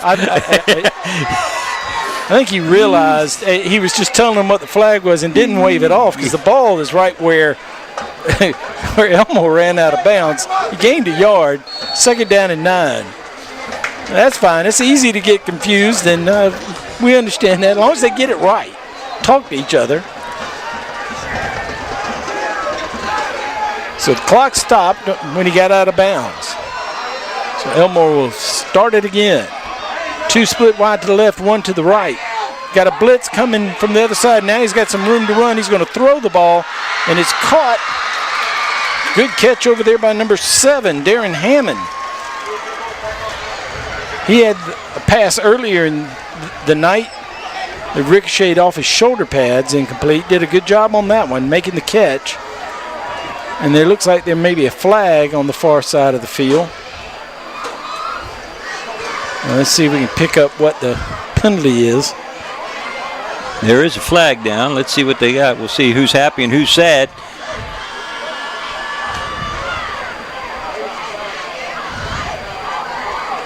This is against Wade Hampton. It's a personal foul. That's half the distance to the goal line. That's going to take him just outside the 10, down to the 12. So the Warhorses knocking on the door. 2 minutes exactly left to go in the game. They've gotten down here in 39 seconds.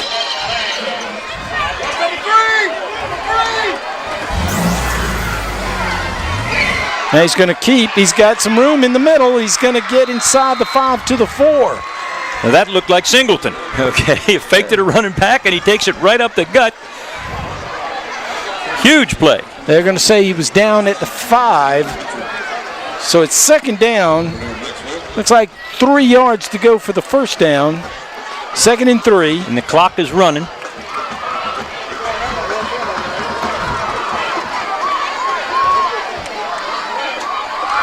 Oh, hands off and now hit in the backfield. Nowhere to run. And now Barnwell will use one of their timeouts to stop the clock. 1:21 left to go in the ball game. And that'll bring up 3rd down. They probably lost 2 yards on the play. 3rd down and 5.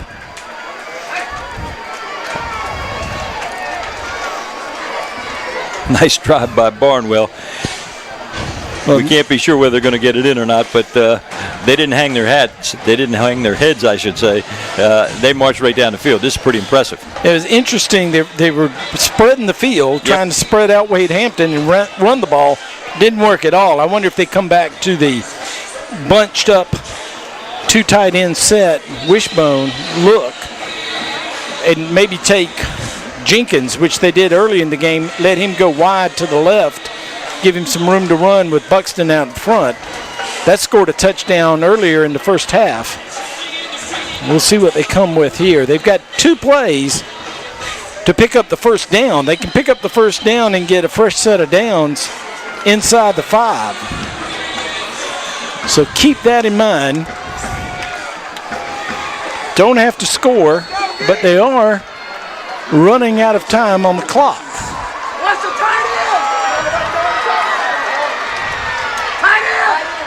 Gonna throw it up in the air. Touchdown! Boswick has it. Hey. Barnwell takes the lead. That's a great call. I mean, you got a 6'6" guy out there who can move. They throw it up high. A beautiful touch pass.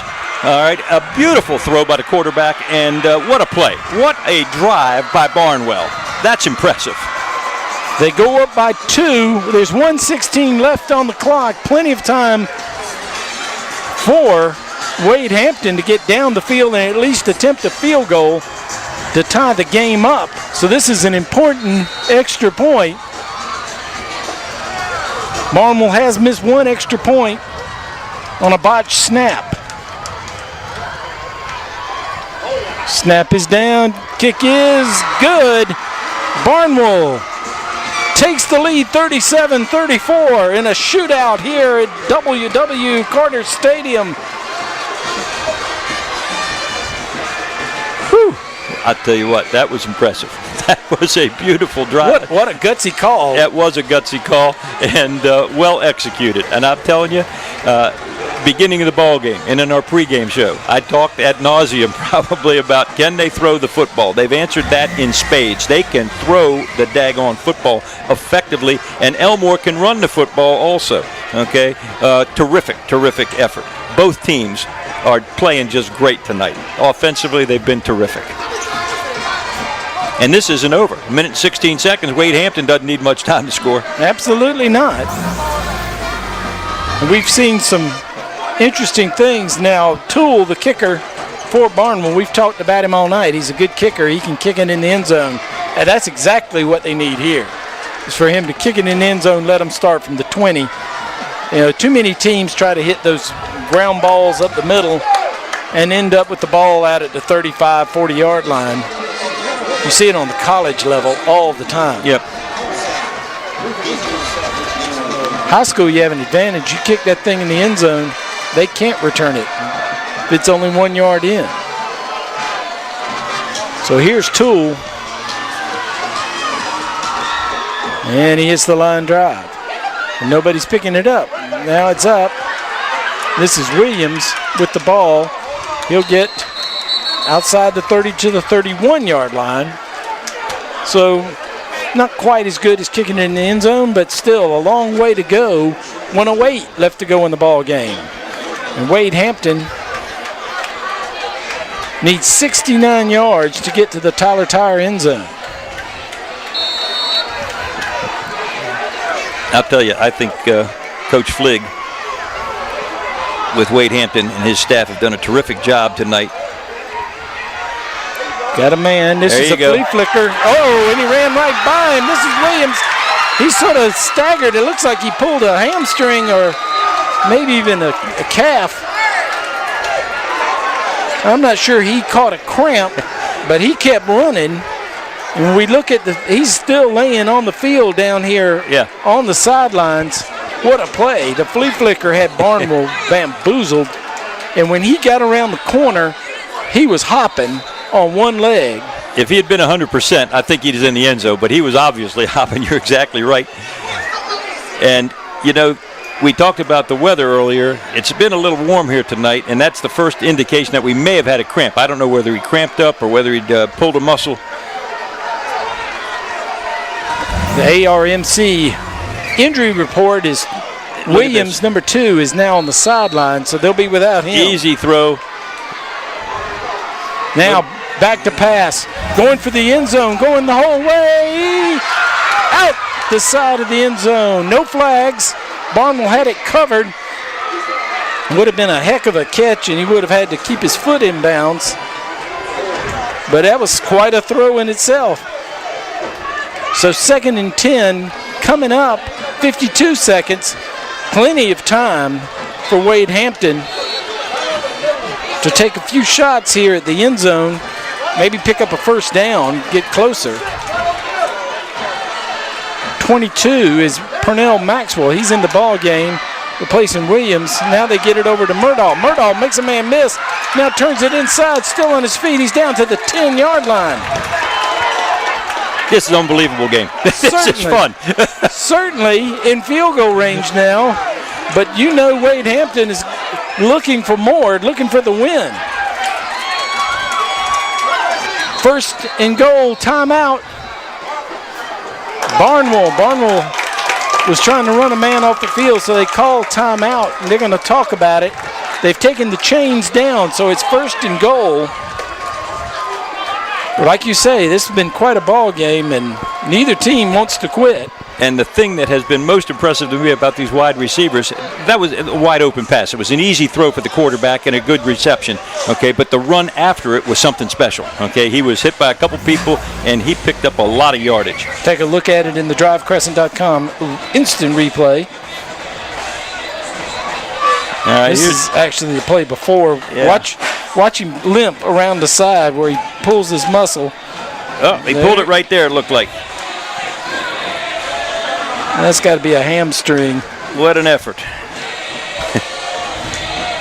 All right, let's see the next play. We'll stay with the DriveCrescent.com replay. This is the play we just had.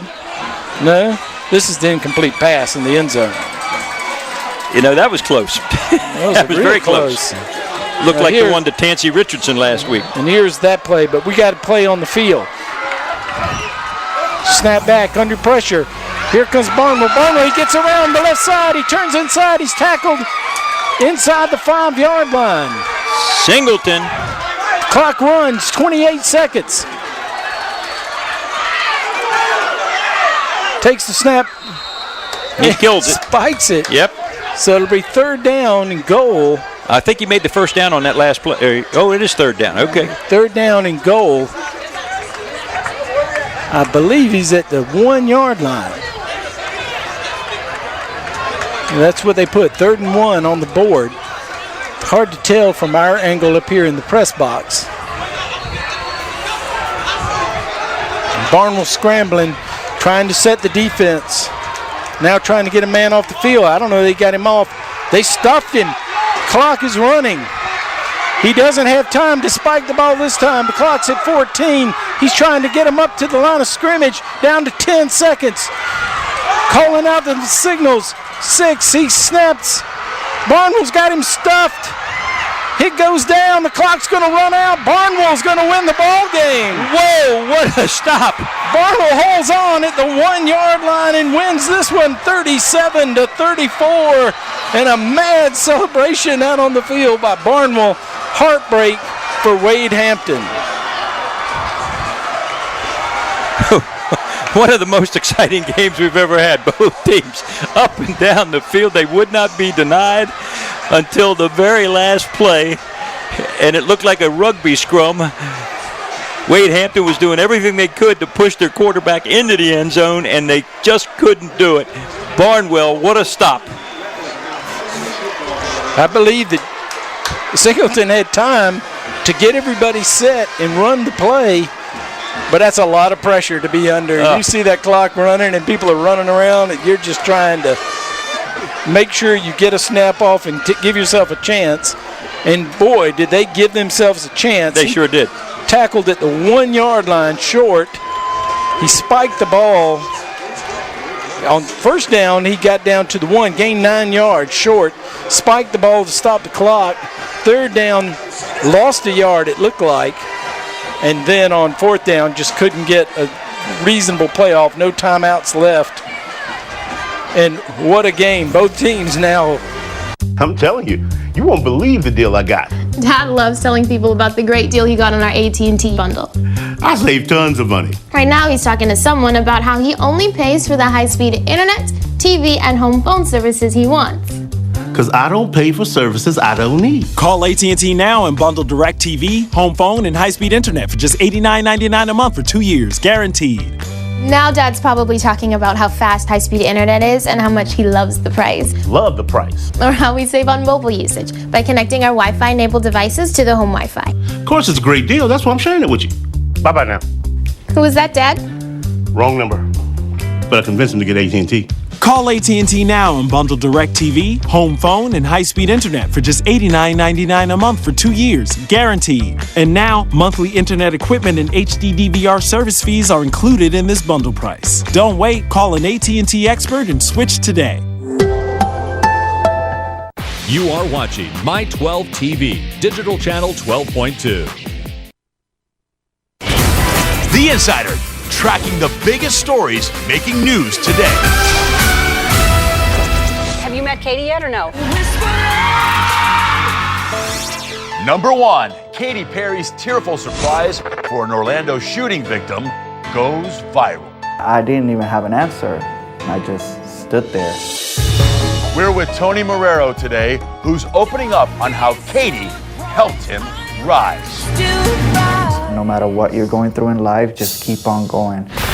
Then, Tom Hanks may be the nicest guy in Hollywood, but he's a mean fashion critic. I will never wear a pink shirt with a blue blazer. And number 3, star kids own the runway at New York Fashion Week. I am it. We're with the Real Housewives, making it a family affair. I told them to bring the sass. Plus, our insider bonus. Heidi Klum takes us inside Project Runway's top secret finale. Halloween has begun. But can she outdo her own outrageous Halloween costumes this? Kids are going to be really freaked out by it. Now, Hollywood from the inside out. It's The Insider together with Yahoo. Katy Perry's emotional meet and greet with an Orlando Pulse nightclub shooting survivor is the #1 tracking story everyone is talking about today. And what a beautiful story it is. There wasn't a dry eye anywhere. We're with Tony Marrero today as he takes us inside his surprising and life-changing moment. I won't just survive. When Ellen just popped the question, do you want to meet Katy? The farthest thing from my mind was that she was gonna come from behind me. Katy! I just stood there, confused.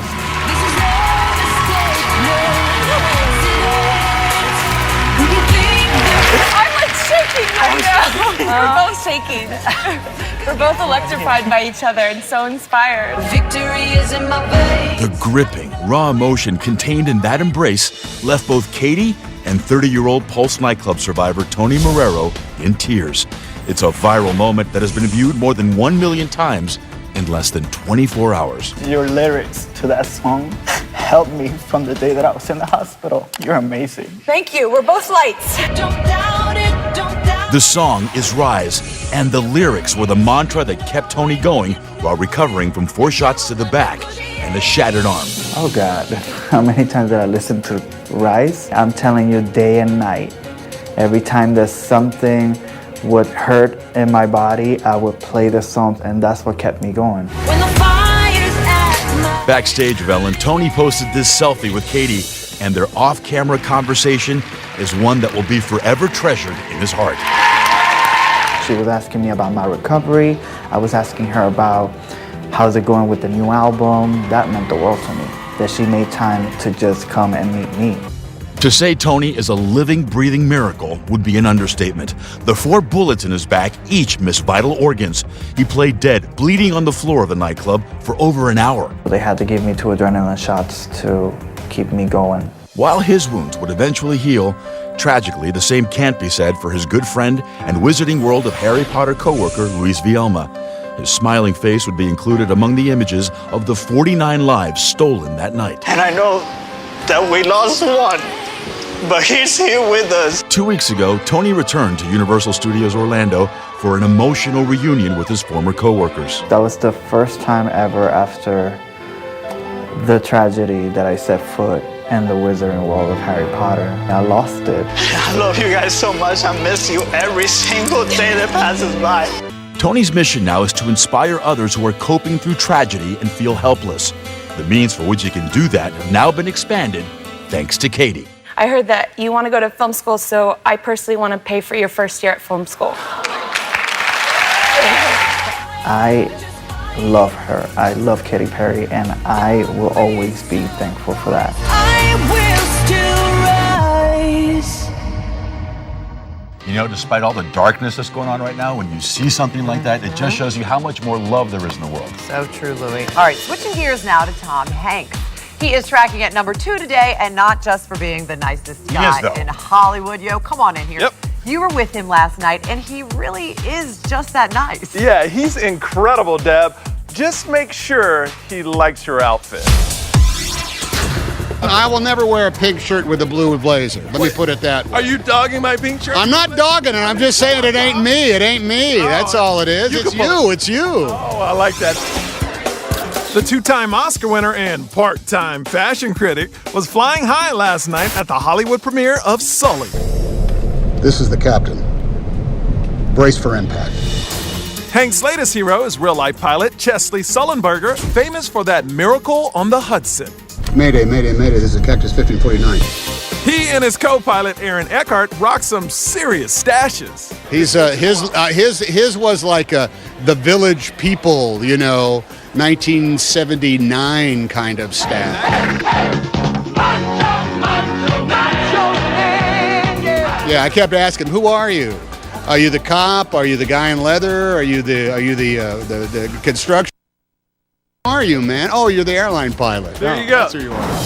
That rapid-fire wit just doesn't stop. Everybody close their eyes. Today on Ellen, it was Woody versus Dory in a Pixar voice-off. Hey, I'm gonna swim over here. You wanna come with me? Oh my God, look at this fish! Buzz! Andy, look at this fish! It's right here! Yeah, but I just wanna keep swimming. Come with me. Where are you going? Shouldn't we get you into the aquarium back in Andy's room?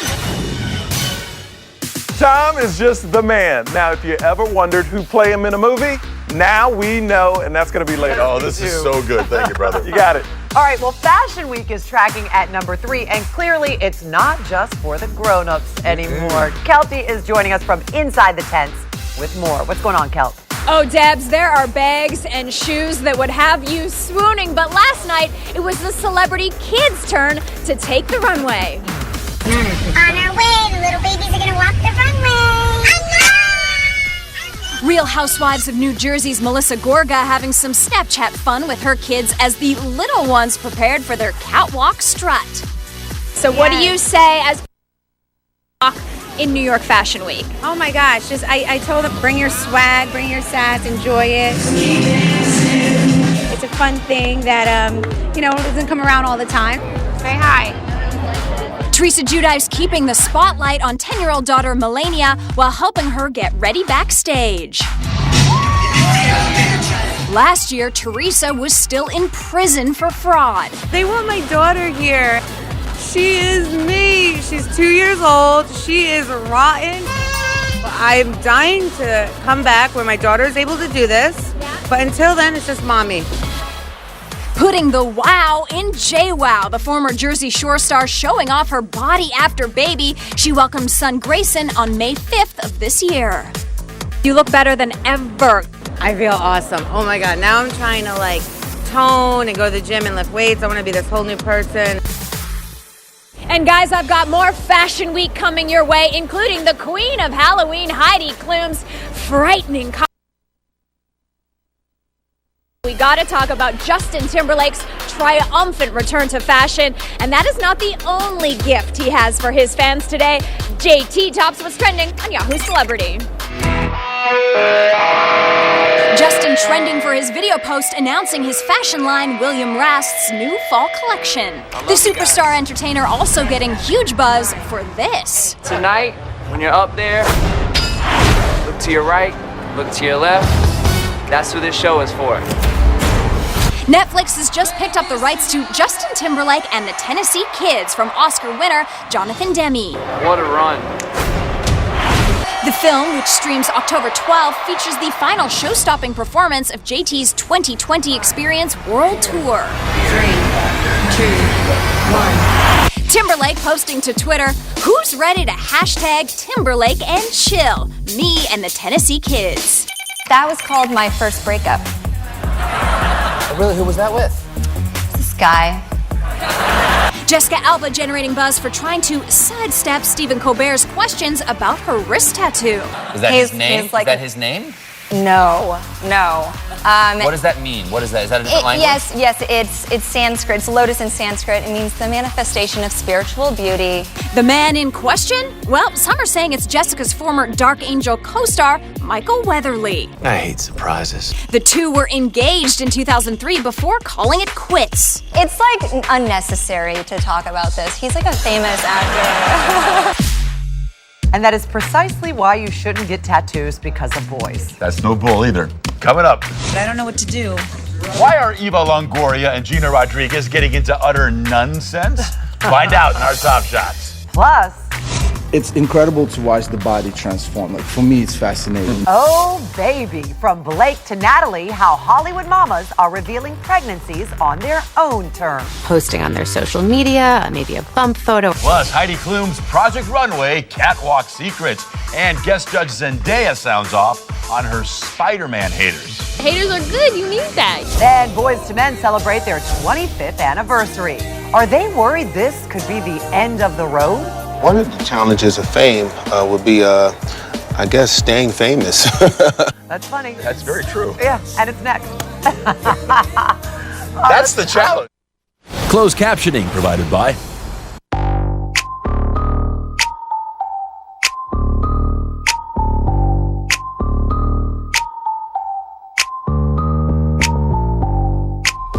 All hands on deck. All in the front, all in the back, just like that, like that. I'ma blow your mind, take it out on the floor like that, like that. All in the front, all in the back, just like I'ma blow your mind like that. Jeff Mancini here with an incredible new offer for Mighty Bite. You'll get the original world-famous Mighty Bite and the lure you've been asking for, the Mighty Bite Nano, the world's first wounded baby baitfish lure. And I'm going to tell you how to get it for free. Mighty Bite's revolutionary bite mark, scent stick, swimming fins, and custom weighting and rattle system give it the erratic action of an injured baitfish. Now, we've created the ultimate family-friendly lure, the Mighty Bite Nano. We designed the Nano to target fish of all sizes and species. The Mighty Bite fishing system with over 100 pieces is yours for only $19.95. But wait, we'll even send you our Fishing Secrets Easy Guide and new 1-hour DVD free. This offer only gets better. You'll get the Mighty Bite Nano Kit free. That's like getting a second kit free. Mighty Bite! Call 1-800-741-2487 or visit MightyBiteNano.com. That's 1-800-741-2487 or visit MightyBiteNano.com today. Gina changed careers mid-episode. I don't know what to do. This industry. Mr. J, I mean, those two are funny. Eva Longoria directing and Snapchatting behind the scenes of Jane the Virgin. We got more lovely duos, too, in tonight's Top Shots. Yes, we do. A mother-daughter bike ride with Kate Hudson and Goldie Hawn. Kate captioning their nature ride, quote, Mama Goldie tearing up a single track. Hashtag love my mama. Those two look like twins. I mean, wow. Check this out. Mama Mariah Carey proving she's just like you at home, Debbie. Yeah. I mean, who doesn't take a bath dripping in diamonds? Come on. Always. That's what I do every night. Nope, just Mimi. And maybe Lady O, by the way. Oprah throwing it back and celebrating the 30th anniversary of the premiere of The Oprah Winfrey Show, posting her signature fist pump and writing Amazing Grace Glory Days. Shout out to Harponians everywhere. I didn't realize her fans had a name. They do. Now I get a card. And speaking of throwbacks, this year marks the 25th anniversary of Boys to Men's debut album, Cooley High Harmony. Now the best-selling R&B group of all time are opening up about the highs and lows of life in the spotlight. One of the challenges of fame would be staying famous. The industry changes constantly. What's hot today ain't hot today. Bones, Where Are They Now? Airing tomorrow shows us why the men are still hot today, selling over 60 million albums and currently having one of the most successful Las Vegas residencies on the Strip. It's clear Boys to Men have stood the test of time. Mirage was nice enough to give us three guys a shot. It's been a great experience. Boys to Men kind of came together over different high school classes. The relationship that we have with each other is a sense of brotherhood. Unfortunately, that brotherly love couldn't keep bandmate Michael Bass McCary from leaving the group in 2003. 2 years ago, they told Larry King why. I guess he didn't want to be involved or do it anymore. We actually tried to reach out for him for our 20th anniversary to bring him in and have him, perform with the new album, but things didn't kind of work out. That same year, we were with the trio as they visited their high school in Philly. The experience, a humbling one for these lifelong bandmates. We weren't trying too hard. We weren't trying to get a record deal and be successful. We just sang for the love of wanting to sing. We couldn't even forecast the actual, success that we'd have. I mean, 25 years, but they still sound amazing, right? That's like talent. Syrup. All right, coming up. Halloween has begun. Heidi's Halloween costumes are the best in the biz. Costume yet. It's a little scary. Then, are William and Kate planning baby number 3? Catherine has been doing an amazing job as a mother, and I'm very proud of her. Why star moms are pulling out all the stops for their baby announcements. Her big reveal was quite stunning. And that's straight ahead. Aww. Next, you can have one. Even when you're taking an antidepressant, you may still be struggling with depression. You try to put on a brave face, but inside the symptoms linger. In fact, 2 out of 3 people taking an antidepressant may still experience unresolved symptoms. When added to your current antidepressant, Rexulti, brexpiprazole, has been shown to reduce symptoms of depression. It may help you feel better without giving up the progress you may have made with your current antidepressant. Rexulti is not for everyone. Call your doctor about unusual changes in behavior, worsening depression, or thoughts of suicide. Antidepressants can increase these in those 24 and younger. Elderly dementia patients taking Rexulti have an increased risk of death or stroke. Call your doctor if you have high fever, stiff muscles, and confusion to address a possible life-threatening condition, or if you have uncontrollable muscle movements, as these may be permanent. High blood sugar was reported with Rexulti, and in extreme cases can lead to coma or death. Other risks are increased cholesterol, weight gain, decreased white blood cells, which can be serious, dizziness on standing, seizures, trouble swallowing, and impaired judgment or motor skills. Don't give up on the progress you may have made with your current antidepressant.